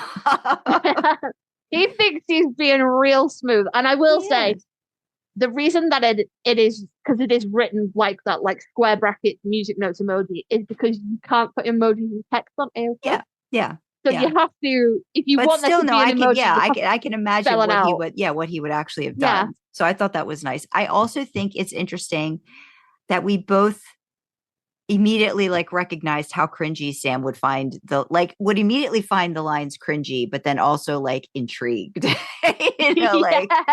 Like this is Dean's MO. Like he flirts when he feels confident, he flirts in a way where he doesn't care how cringy or whatever, because in my mind, Dean gets away with a lot just by the fact that he is Dean Winchester. So I don't think he realizes, that his lines are necessarily all that cringy. Like Sam would have to be the one that would call him out on it. Because I mean, come on, if Dean Winchester comes up to you and gives you a cringy line in a flirty way, you're going to turn into a puddle more often than not. If you're 99.9% of the population, you're going to turn into you're not going to think about it. Like, you're not going to think about the cringe factor. You're just going to think about the fact that, oh my God, this man is hitting on me. Sam is the exception to the rule. Sam calls him out on this a lot. So I like that you did that. You go into more of like what Sam's thinking about. Sam kind of coming to the realization that, oh, Dean might like being a bottom in a situation. And I highlighted, plus there's the whole trust thing, making yourself vulnerable. It's not something Sam has ever been able to get over, and he assumed Dean would be the same. And I wrote, I like that you are mentioning this theme that we talk about a lot with the boys, and the whole, I call it just bottom vulnerability, because I think we've talked about it a few times about how I don't think Dean would just necessarily always kind of like just that wouldn't be something he would normally do. I would feel like it would need to be a buildup. In this case, we realize, oh no, he does this. Yeah. He does this. But I like that you mentioned it from Sam's perspective of like, how he just wouldn't assume Dean would be willing to do that, with just anybody. Is that line also making us assume that Sam has bottomed also? No. Okay. That it's meant to establish that Sam is, bisexual, pansexual. Right. Sam also sleeps with men, but has those kind of like, but has like never that vulnerable issue about the whole bottoming kind of. As always, got it. Has always been the top. Yeah, got it. But I felt like, because it comes up in Junkies, the idea that Dean does the things that he does to Sam in Junkies because he can get laid anywhere, but he can't get fucked anywhere because there's a vulnerability to it. There's a trust to it. You're in a vulnerable position. Yeah. Just by dint of literally the position. Yeah. And then like, obviously you wrote Factory Reset. I wrote Save a Horse. Your title is so much cooler than mine. It just makes me laugh. But we both, in both of those fics, they're with female readers. No, yours was an original female character. Yeah. But okay, I mean, you could say no, it's Dean/reader. Okay. Yeah, at one point we'll have a conversation about this, because I don't think I write reader insert the way most people expect it to be. So even though it's Dean/reader and I write in like second person, I have a character in mind, but I don't get too specific about details about the person. But yeah, so I could go either way with mine, truly. But it's still her. It's still Dean and a woman, and Save a Horse was the same. But we both still touched on the vulnerabilities of Dean, being in that position, being vulnerable and still feeling vulnerable, even with someone who is, physically weaker than them. He could very easily overpower either of our female characters there and get himself out of the situation if he felt uncomfortable. But we had still put that, there was no cocky swagger kind of thing. I wanted that to take Sam by surprise, to be like, oh, this is a lot of people find it difficult to see things from like any perspective other than their own.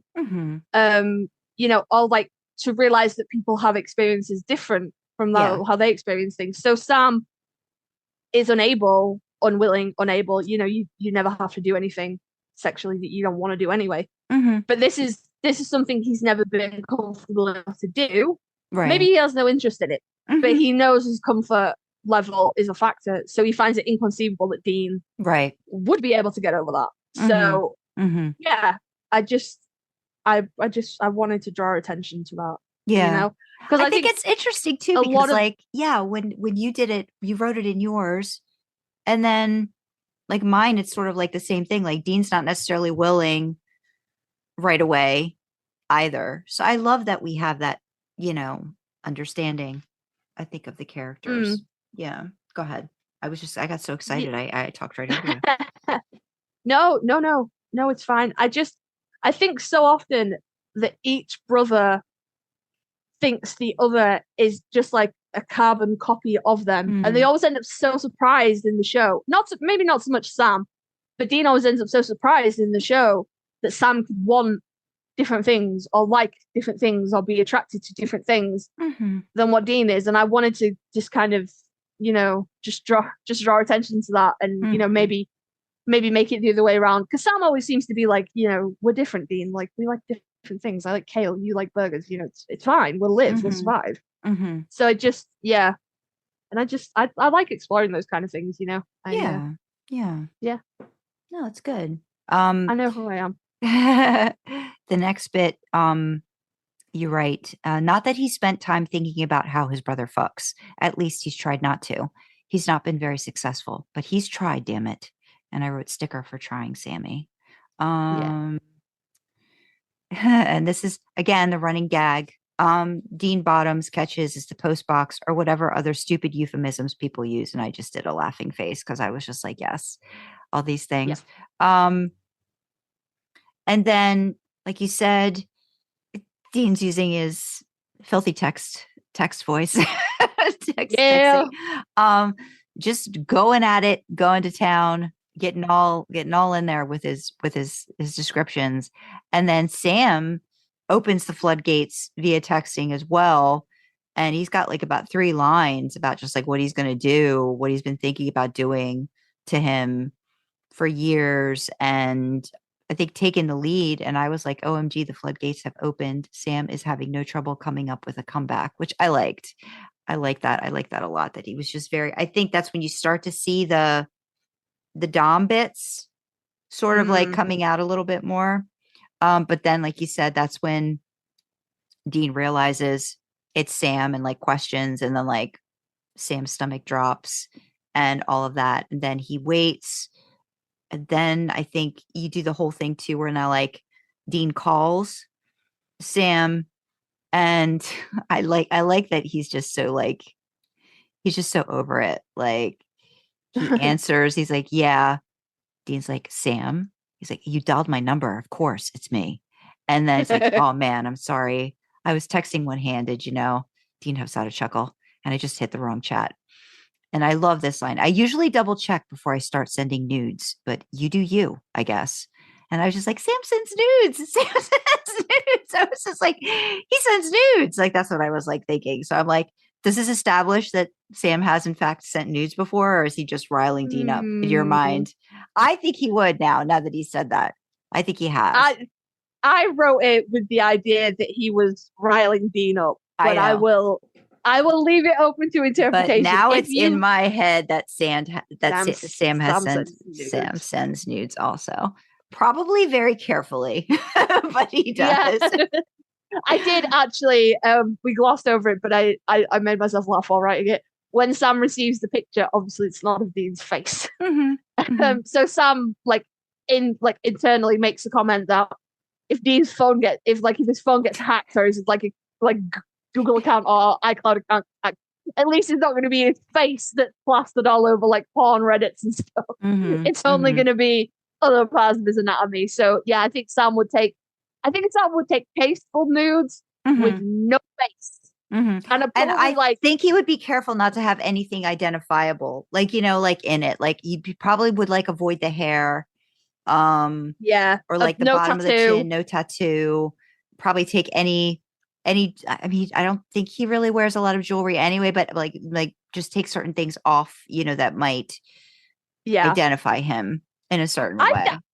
I think Sam probably takes like tastefully clothed, like semi-clothed, so they're not exactly nudes. Okay. See, I don't see him sending like a crude dick pic in the way that Dean. Okay. Well, no, but I would think maybe on occasion, and again, I don't know what that means for again, I know you were saying that he probably has never like bottomed or whatever in certain situations. So yeah, how much would he necessarily show of himself? But maybe I'm thinking like, if it was a lady or what, like he was trying to be like, like maybe not a dick pic, but like, yeah, like something tasteful and erotic and, yeah, maybe like a romantic hero on a romantic cover, like, with the hair, just like the hair flick or whatever. And like, just in repose kind of a situation with that long, lean body of his, just ready for somebody to feast on. So yeah, I think that's funny. I was just like, oh man. But then we get into, where Dean says, Sam corrects him. He does it again. The conversation kind of starts to switch more into, I think, the Dom role. And I think, like you said, Dean sort of like is slipping into it without knowing right away too. But then there was a part where I highlighted Dean's reaction to Sam. Yes. Yeah, I know what you mean. I'll double check next time. Dean sounds flustered. Sam is pretty sure what he cut himself off from saying. And I was just like, did Dean stop short of saying yes, sir? Is that what I was interpreting there, or no? Yeah. That's what okay. Yeah? Yes. Okay. Okay. Yeah. Yes. Okay.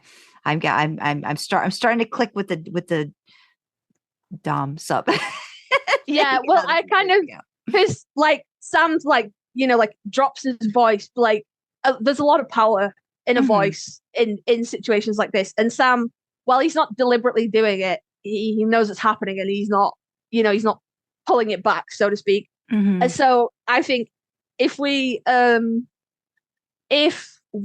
assume that Sam is a dominant top and Dean is a submissive bottom, even just the right kind of tone of voice can sort of slip you into that mindset. So he's gonna go, he's been told off effectively by a dom, like, you shouldn't do that, you need to be careful, right? And he's immediately going to respond in the way he's been conditioned to respond, and then catches himself and goes, oh yeah. I'll do that, and just kind of, but it's obviously that's the in for Sam, who then can start putting the pressure on a little bit and really leaning into that dom persona.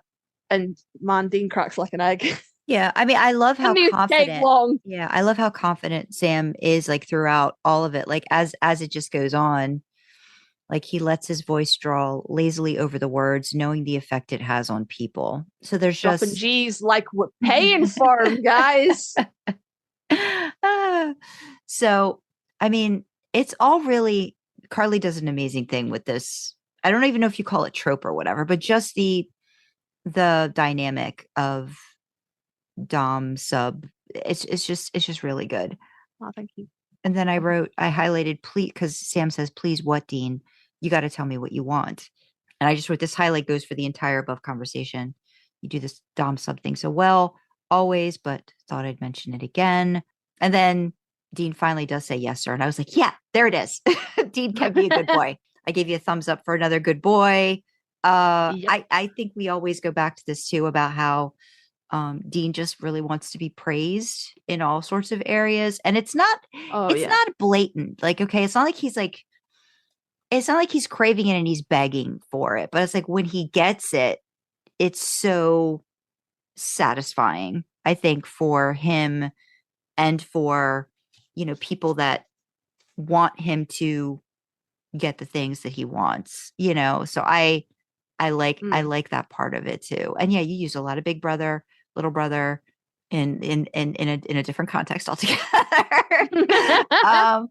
And yeah, a lot of Sam wanting to know like what Dean's thinking, and Dean being very explicit. Again, don't want to like ruin it for people who want to read this, but and you do the nice thing. You make sure they both get what they need out of it. I did not for Dean in mind, but you did, you made sure they both, stayed in their roles and got what they wanted in the situation. But then in the spot when they're all done, Sam says, then we'll talk in person tomorrow. Is that okay? Are you okay? I think I wrote, because I know we had talked about this. I said, so did you literally have to put them in a different time zone? Because that's the only way you wouldn't have them fucking in person immediately after the texting/call. I remember discussions about that dilemma. Because I remember you saying that, like, so is that really a reason too? You had to put them like in different time zones for that reason? Okay. And then the very final line, you use Bon Jovi as a pickup line. I like that it's callback full circle. Like, you tie it all back. I love it when fics do that. Like when even in the little scene or whatever, you're able to kind of tie a little bow on it, and say, okay, it's done. So yeah, I just wrote great job. Dean is such a naughty little thing, isn't he? And it was good. It was really good. I was really, really happy with what you did. Thank you. Yeah. I will say that ending line came to me a good while before the fic was finished. I was like, that's how I'm going to close it off, because I've always been a fan of a strong ending line. So I like leaving my endings on a gut punch. When I was first starting out, my fics always used to end with them going to sleep. Whoever the participants were, always ended with sleep. But then I don't know, it's probably when I started writing Junkies actually, and I'd thrown that Dean bit in at the end, and then it evolved over Junkies. But I've always been a fan of like a strong, powerful kind of ending. So I was like, obviously this wasn't like angsty. There wasn't going to be any tears or anything. But I was like, no, I need a gag. I need like a one-liner or something. And then like use Bon Jovi as a pickup line. That was in place a hell of a lot of time before the fic was even finished. Oh, and I will say, I didn't anticipate this. So, as we said right at the beginning, this was mainly me being an asshole to Sandra. I'm very sorry, Sandra. And being like, oh, you should write a fic under like 3K words. That'd be such a challenge for you, blah, blah, blah, blah, blah. And I was fully willing to write something to quote unquote challenge myself, because I do find them a bit harder to write now.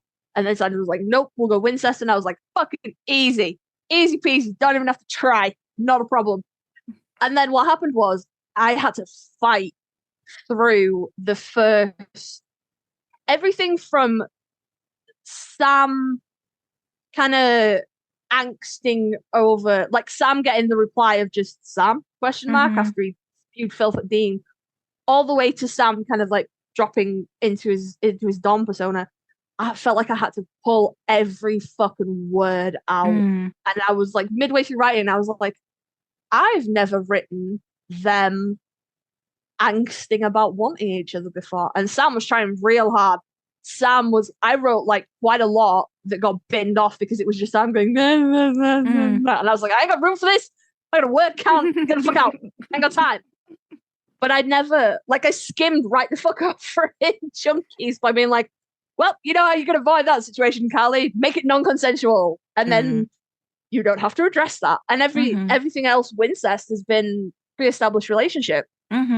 So it's hard to get to that point. Like when do you say, okay, they're both, that was the part for me. Like, when does it become, okay, let's do this? Who initiates? Yeah.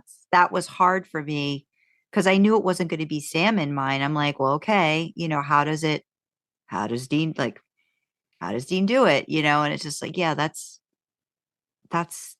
was difficult. That was difficult for me too. Yeah. It is. It's that was more of a challenge than I expected it to be, because like if I was just writing this fic normally, I would have let Sam angst and I would have sat there and sighed and tapped my foot and rolled my eyes until he was done. And then be like, okay, are we ready to move on now? Have you finished? But I like the point of this was to, to really not give detail, but to really focus on the main points and not get caught up in, oh, what if I just put this in? And oh, what if I just pulled this thread? What if I, to really keep it slimmed down. I think there's no room for Sam's, you can't pronounce that. Sam angst. You can't, like, it doesn't work. Yeah. I've tried. Your slut to plot ratio in this story is much better than mine. I think I still have more plot to smut in mine. Like, I think I've only got like 3 or some pages. I think yours is like a good evened out, a good like half and But half, I feel like. But it doesn't matter. It doesn't matter because my challenge was keep it under 3K. I just want to see you write a scene. And you did that. You didn't pull out like, the entire backstory of Sandy and how Dean met him. We did 4 chapters exploring all that. You didn't let Sam angst either. You were just like, nope. I just tossed it in a couple little bit here and there. Yeah. Give him a little angsty, but then that was it. Yeah. Like, oh no, I can't. Yeah. Yeah. Trying to write Sam without angst is like trying to write Sam without long hair. It just doesn't work. He's just by default a very angsty human being. You have to allow a little bit of room for that. Yeah. But you didn't let him run the show and have like a big bitchy week fest for like 18 pages. You didn't start laying breadcrumbs that so and so is secretly a vampire and blah blah blah blah blah blah. Which, by the way, you do incredibly well. But you stuck to the challenge, which was don't do any of that. Just give me this one thing. Write like I write. Just give me this fucking snapshot. And you did, because everything was either a flashback or it was in Sam's head.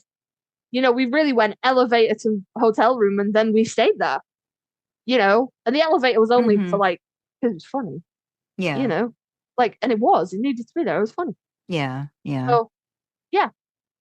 So okay, I will bomb through Dreamer's emoji fest. Also, I think it's really funny that there's like pretty much all of the smut conversation of mine, Sandra had no comments on, and I'd like to think that it's because you were just like, Jesus Christ, this is amazing. That you just couldn't better break the flow of reading to start commenting on it. That's my headcanon. Yes. Please don't ruin it. I won't ruin it for you. No, always if it wasn't that, tell me. Tell me always it was. Amazed. No, I'm always amazed by it too. It's just like because like I said, I think you and Dreamer, you guys do that really well. Like long, like you just get into it, and it's like I don't always. It just doesn't seem like it's as so why am I gonna break the flow of enjoying? So really good spot with comments. Does Dreamer, because I didn't read any of Dreamer's comments for you. I wanted to be surprised. So I didn't even like open this up until just now. So I'll be interested in seeing the comments. Okay. So I know you can't help it, Karlee. You have to I need to read it all. I need to read the comments now immediately. Give them to me now. Yeah. You're gonna bug Sandra about it. I was like, I need it. Give. This was really difficult for me. I was writing in a vacuum. I usually get validation from people. And I was like, I need it all. Give me the validation. Tell me that it's good, because I'm worried that it's garbage. Goodness. Because I know who I am as a person. So the first thing Dreamer picks up on is, we're right at the start, obviously, Sam lamenting the fact that he's expected to be on call 24/7. It doesn't even matter if they're in different time zones. Now, obviously, you're only ever going to be like, it's like 3 hours difference between the West Coast and the East Coast. But still, 3 hours counts when it's midnight for someone and 3 a.m. for someone else. Yeah. That counts. Yeah. So, Dreamer's first comment, the tragic life of the brains of the family, the kind of like pleading face emoji. Like every one of these comments has an emoji, I swear to God. Dean gets the picture message. Before he opens it, he's surprised that it's a message, not a call. He's expecting a call. Maybe Dean's in a tight spot and he needs like written assistance, like he can't talk. Oh, I'm pretty sure he is in a tight spot. Sammy, smirky emoji. Seconds count on hunts when you need to know exactly what a symbol means. Sam is now bemoaning the fact that he has the settings on his phone that just, like, in my head, I imagined this as you can set WhatsApp to just automatically download media instead of having to click on each picture to view it. Gotcha. Because you can't just view shit on WhatsApp. It's either downloaded to your phone or unviewable. I don't know why. So that was kind of like what was in my head, like a setting to do that. Like maybe they're using WhatsApp. I don't know. I didn't really think that hard about it. But seconds count when you're on a hunt and you need to know that. What a gorgeous little detail. Instantly had me picturing this scenario. This is not meant for him. Sam's thinking about all the things that it could have been, all the help requests it could have been, but this this is not it. This is not meant for him. He knows immediately this is like a wrong number text. Dang, I love this line. Say so much with so little. This is not attached to any one particular thing in the fic. This is just Dreamer kind of just talking. So I know you said not to compare, but I love that you both work from different ends of the spectrum. Sandra made me wait for the fill, while you throw me right into it, and they both leave me caps lock screaming. Hot, sweaty panty emoji. I love the fact that you haven't read these. Oh god, we're into full emojis now. Same line that Sandra picked up. He's not been very successful, but he's tried, damn it. Cried, laughy face. Okay. Fingers emoji from Dreamer. That's all we got. Dean Bottoms catches is the post box. And just caps lock again, screaming with laughter. Now that's funny because an episode that I discussed that particular euphemism in is one that Dreamer couldn't listen to because Dreamer is not caught up with the full show. So a lot of our episodes are not, she can't listen to them at the moment. I mean, if you watched an episode a day, you'd be done soon, babes, but you do you, I guess. So she'd missed that reference and I explained it in like an email. And she thinks it's hilarious. I think it's hilarious. Sandra thinks it's hilarious. Yeah. So, and I just thought it would be funny for Sam to just be like, I don't even know what the kids are calling it these days. You know? It's something really dumb. So this comment is attached to a message that we get from Dean, which I won't read out. And the comment just is, yep, messy, yep, wipes own drool, which is, you know, what do you need? Again, this one's not attached to any particular line, just a comment on what's happening in general. Caps lock, filth, delicious, delicious filth. Yes. That is, you get plot with Sandra, you get very minimal plot with me, but a lot of porn. So this is after Dean is like, replies to Sam and is like, oh God, that wasn't meant for you, I'm so sorry. And Sam's kind of crushed because he knew really that this was an accident, a mistake. This was never, you know, even Dean admits later on that the messages were not ever intended for him, you know. So Dreamer's comment, oh my gosh, dude, I literally got sympathy goosebumps and cheek tingles over this whole section.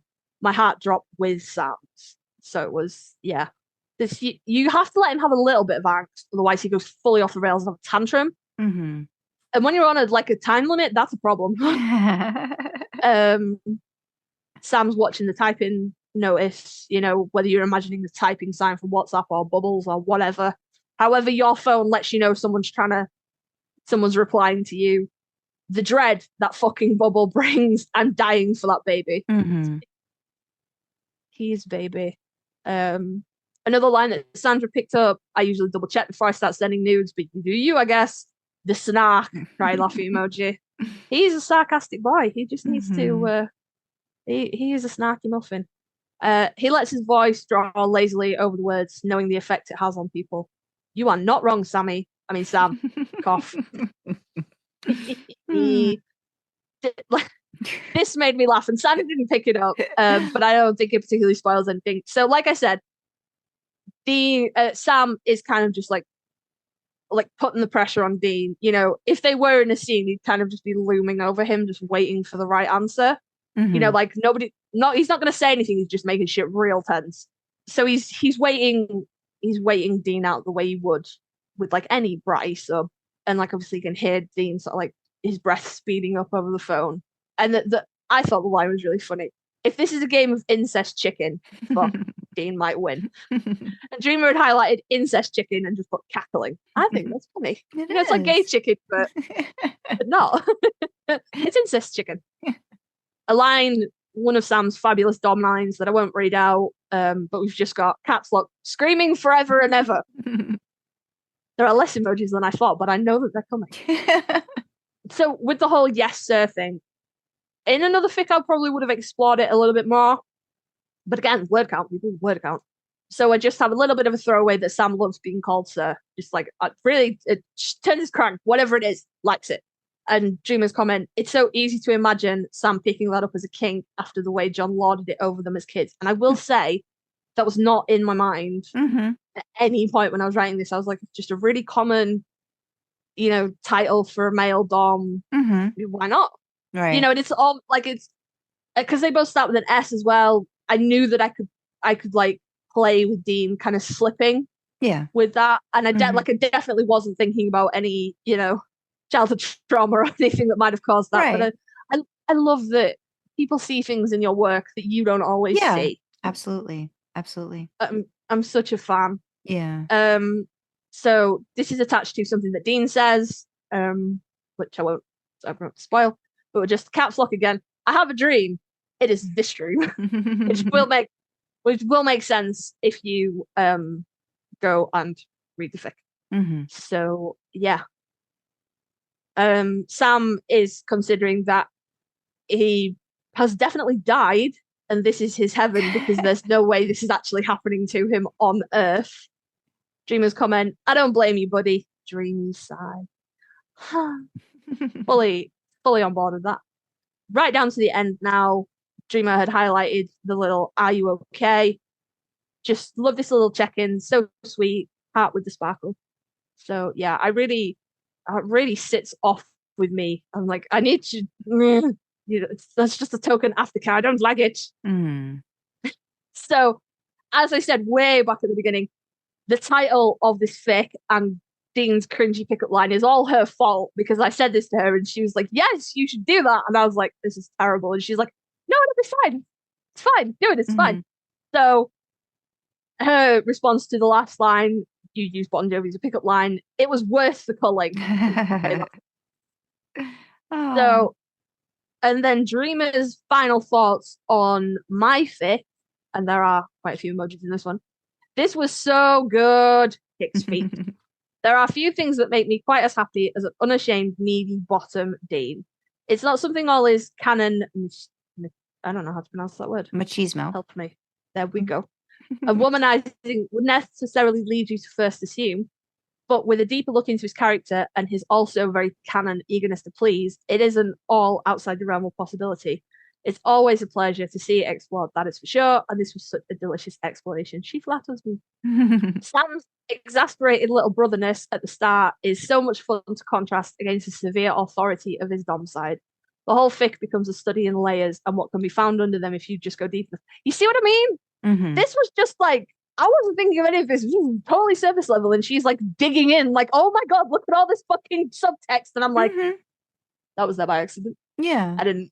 No, but that's what's really great about having somebody else read your stuff and do that. No, yeah, I totally like it's easy to see how somebody can see all those things. You know what I mean? If they're looking at it, but you're like, yeah, no, that's not what I was doing. Yeah, but I mean, I'm glad you found it. It wasn't intentional. Yeah. I also surprised myself by liking the way Sam insists on Sam, not Sammy, when he's in dom mode. I'm as attached to the nickname as anyone else in the fandom, so I expected to balk at it as I was reading. But it fits so neatly into the persona he revealed that he wasn't bothered at all, which that really pleased me because I was like, I didn't want it to be cliche because it happens. It's like it's Sam. Sammy's a chubby 17-year-old, greatest rock and roll writer of all time. Samuel, it's Sam, and I didn't. I wanted it to have a little bit of a deeper meaning than just being an annoying brother, or setting boundaries for the sake of boundaries. I wanted it to mean a little bit more than that. So I'm really glad that she was like, yes. Good. Yeah. And then here we go. It's emojis time. Don't even get me started on the porn itself. I mean, caps lock. Come on. End caps lock. They're filthy fucking mouths. What the fuck? How am I meant to even? Who could be expected to? Fuck it. You get an emojis. I warned you, Karlee. Now I have to read these out. So we have, in order, hand over mouth emoji, the kind of like wide-eyed blush emoji, the head exploding emoji, the hot and sweaty panting emoji, the peach emoji, the eggplant emoji, the hot and sweaty panting emoji, the flame emoji, the like explosion emoji, the like circling star emoji, the droplets that everyone uses as like cum emoji, the kind of like wibbly face is the only way to describe it. Like someone being knocked over the head. Drooly face, cigarette, sleepy face. all that to say, it was hot as fuck. I'm pretty sure I just died, and now I need a cigarette and a nap. I mean, I need to take up smoking cigarettes first, but upside down smiley. Oh gosh, that's so funny. So I mean, you can't really ask for anything more than that, can you? Someone has to break down into emojis to express their feelings. I mean, you can't really argue with that. So, one other thing I wanted to mention before we sort of start getting into final thoughts here, and I will provide a final word count for both fics as well, just in case you're thinking, nobody has mentioned final word counts. Did Sandra go over? We'll get there in a minute. But Dreamer actually commented on my fic, and had said, now that you guys have written your stories, I can reveal when I was writing this prompt, I was picturing it the opposite way to how you both ended up going. For Karlee, I imagined Sam being the drunk texter to Dean, and for Sandra, a female reader being the drunk texter to Dean. Good thing I neutralized it, or we might have not have had these lovely little stories we have today. Happy crying face, heart with sparkle. Oh, interesting. Yeah. I do think that's really interesting because I could imagine writing my story from Dean's POV, but I couldn't imagine putting Sam in the submissive position, if you will. It would have been vastly different, and it never even occurred to me to go that route. Okay.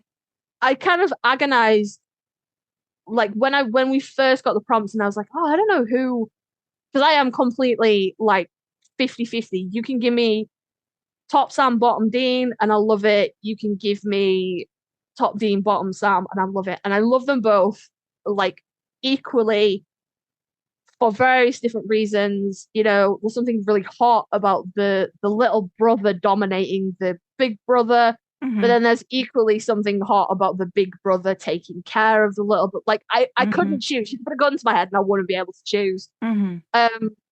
So I was kind of like, I don't really have any strong feelings about who's gonna top and who's gonna bottom in this fic. And then Dom Sam walked into my head and was like, I will take this from here.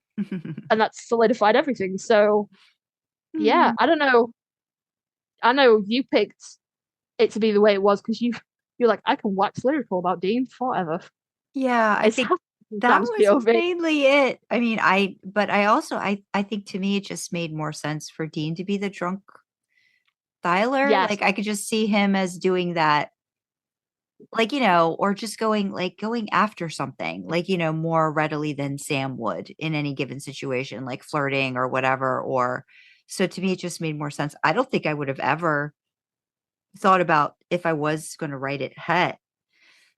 I don't think it would have even come into my mind that it would have been like a female reader drunk texting Dean accidentally. I think that's the thing I would be hung up on, is accidentally. I'd be like, well, of course she would text him, not accidentally. It would be a total, like that would be my I guess thought process in writing them that way. So that probably would have been that would have been interesting, seeing how that would have like fleshed itself out. Yeah. See, now I'm thinking about it. Your female characters in most of your fics are pursued. They do not pursue. They wait for Dean. It's usually Dean that says something or does something that makes them go, oh, maybe. And then it can, then it's maybe a bit more neutral. I'm thinking of Factory Reset here. I'm thinking 5 Finger Discount. Factory Reset, I feel like, I don't know, I guess like it depends on which part of the story. I feel like at some point the reader makes the first move before Dean does, like, like just finally like they all just man up and like they get to business. And I think she takes a little bit more control, or like, does that part of it. So then like in the sort of in the first bit when they're both it's all accidental though. Telling war stories, and he's like, I thought you were a lesbian. She's accidental, but there's mutual pining. Like that's the thing too. I think there has to be mutual pining from both of them in order for any of that to work. Same thing with like Sam and Dean. There's mutual pining. It's just like, oh, this, turn of events, accidental or whatever, then gets all of the feelings out that would just been buried for however much longer otherwise, before they came to terms with it and finally said something. Like, if you think about it, like, how much longer before, it has to take that accident for them to finally talk about it, in one way or another. So yeah, interesting. Yeah. No, I not that I particularly want to jump into the challenge prompt, but I do think it would be interesting to challenge yourself to write that with a reader actively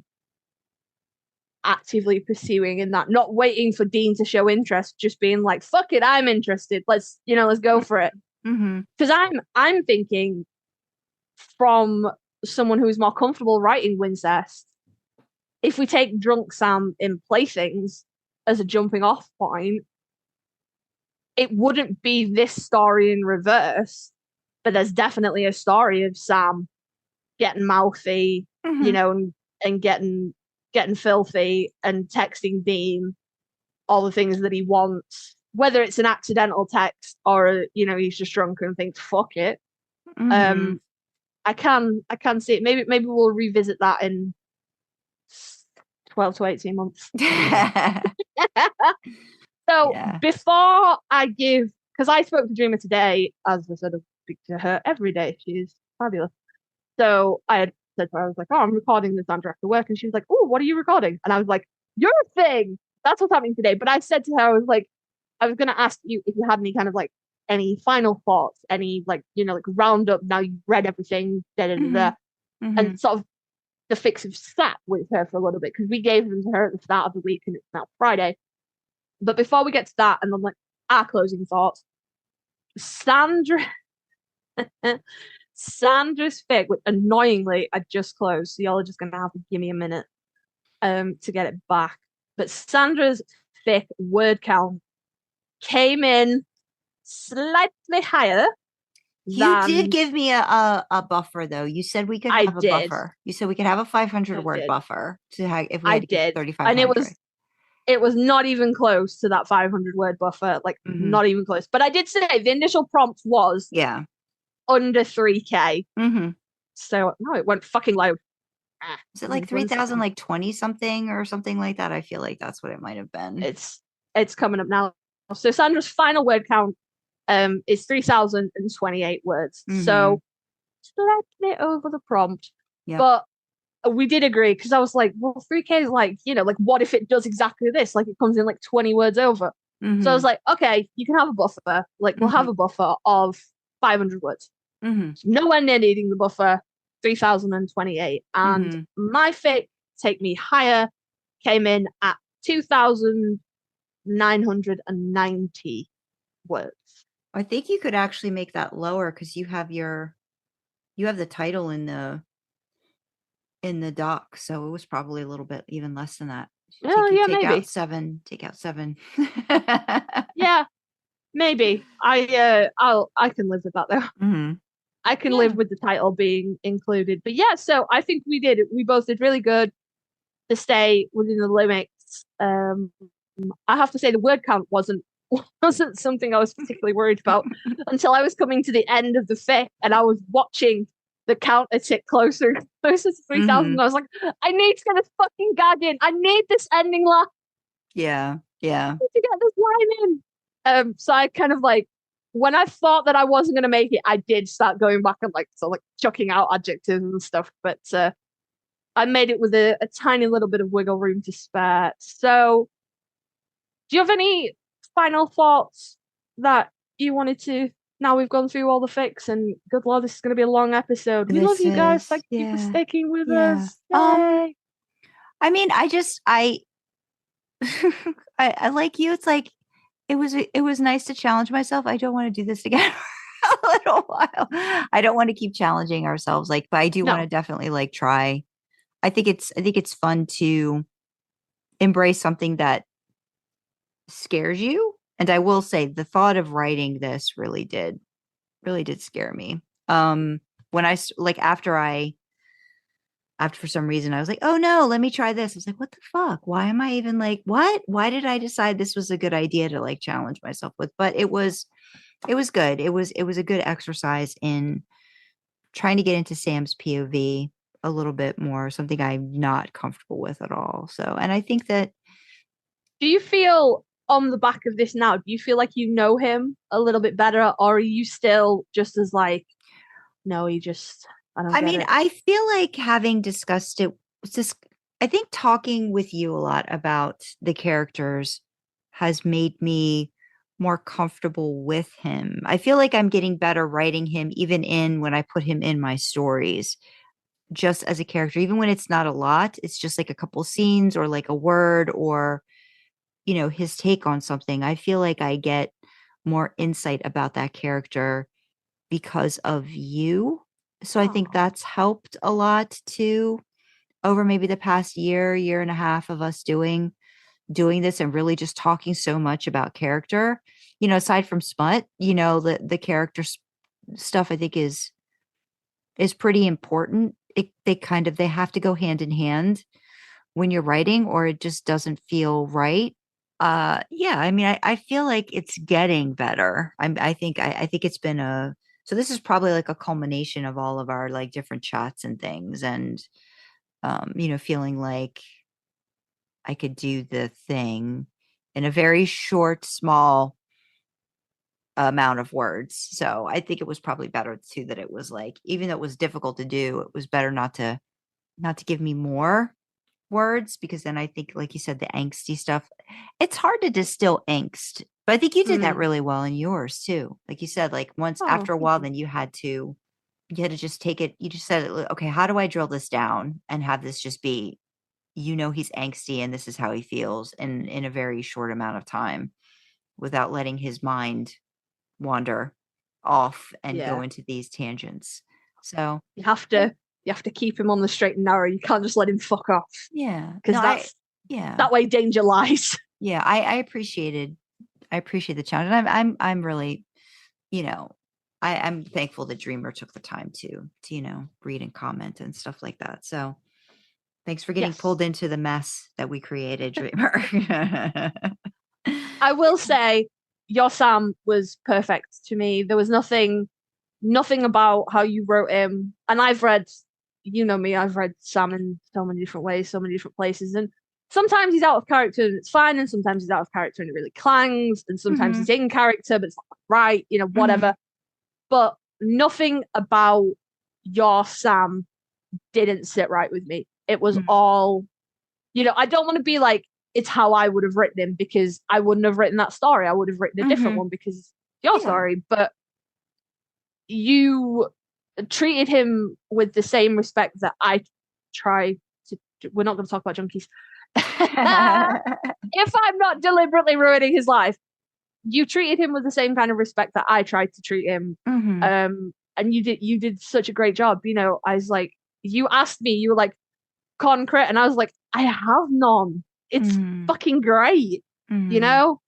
So, Thank I you. mean, no, you're so welcome. So my kind of finishing thoughts, I've expounded quite a lot. I'm probably responsible for the length of this episode. Um, I wasn't expecting the challenges that I ended up with, which were not so much plot and not so much the actual challenge of the prompt, but more, putting myself in a position I've never written before with the whole kind of, oh, I want you and I want you, but we're never gonna fucking talk about it, Hmm. you know? Hmm. Um, because I kind of sidestepped all of that in Junkies, and unfortunately now I'm having to go back and step back into it. But I wasn't expecting it to be as difficult as it was. Hmm. And I equally wasn't expecting it to be as difficult to write in a vacuum, and that was something that I Hmm. really did not enjoy Hmm. because I know that like some people like you and Dreamer used to be like that, and then I was like, you have to Hmm. show me when Hmm. she'd be telling me fic ideas, and I'd be like, show me the Google Doc. And Yeah, now we she's kind of like, we are now different she that way. shares. Yeah, I have noticed we Yeah, are different that way. Yeah, I like to sort of like just spring it on you that some stuff is done, and And I don't know why. I don't know why that is. I think it's because too sometimes it's like I don't want to feel like I'm taking somebody else's like thoughts and ideas and running with them. You know what I mean? It's like I want them to feel like I don't know what the not plagiarizing, not plagiarizing, that, but you know. not. Yeah, it's like I don't want somebody to think that, oh, well, I had this great idea and now you're just like doing blah, blah, blah, blah, you know, like that kind of thing, Yeah. you know. So I kind of want it to be like I love input, but then it's like I want it to breathe on its own and like be like totally like a thought, like a little earworm, but then like this is what, you know, came out of my brain situation. Now I have noticed that though. It's quite cute. It's quite cute. Karlee Karlee really is like, I need to know. I Yeah. need to know now. And I'm like, oh, I do. I realized that too. I was like, you know, we haven't shared it. I'm like, they're gonna be upset soon that they haven't gotten like my comments. I'm like, I'm gonna have to send it. And you were right on cue. You were like, Yeah. No, it's not so much that I really enjoy bouncing ideas off people, and what can start out as a simple idea can then grow and change and morph, and it becomes more than the sum of its parts. And I love that. I'm like, Dreamer is writing something at the moment that we have been, and like like I said, when we first started talking, and she was really like, she would hoard her things, and she was like, I don't show it to anybody until it's done. And then through time of going, oh, I wrote this, oh, I've added this bit, and me going, show me the Google Doc, show me, give now, let me read it. Now she just like, she started a fic and then shared it with me, and I've been like watching her write it because she's like, fucking have it, whatever. But like, so although I do love that, and I love those kind of brainstorming, balancing ideas, and how can you make this better, I need someone to tell me that what I'm doing is good, because I don't always think that it is. You know, and I, especially not so much when it comes to, I don't know what it is, because I'm like, I feel fairly confident writing smut, and I feel fairly confident writing like from Dean's POV or Sam's POV. I think it's because, like I've said, I write very cerebrally. So you very rarely will get an event happening in my fics that is described to you as an event. Something will happen, and I will describe it to you through the lens of my POV. And I always worry that that doesn't make sense to people who aren't in my brain. So it's kind of, I need someone to come along and go, this is good. This writing is good. It's emotive. It's invoking all the right things. But also, I need someone to come along and go, yes, this makes sense. You know, because while my logic makes sense to me, I acknowledge that it doesn't always make sense to other people. Okay. You know, as a very, very brief example, I tend to involve people halfway through my train of logic, and then they are confused then. So events like 1, 2, 3, and 4 had happened last night, but the time in which I clued my eldest child in was when I said to them, as they were going to brush their teeth before bed, I wonder if you'll learn about 9/11 in history in high school. And they had not been privy to steps 1, 2, 3, and 4. They're joining in on step 5, and their response to me was, what?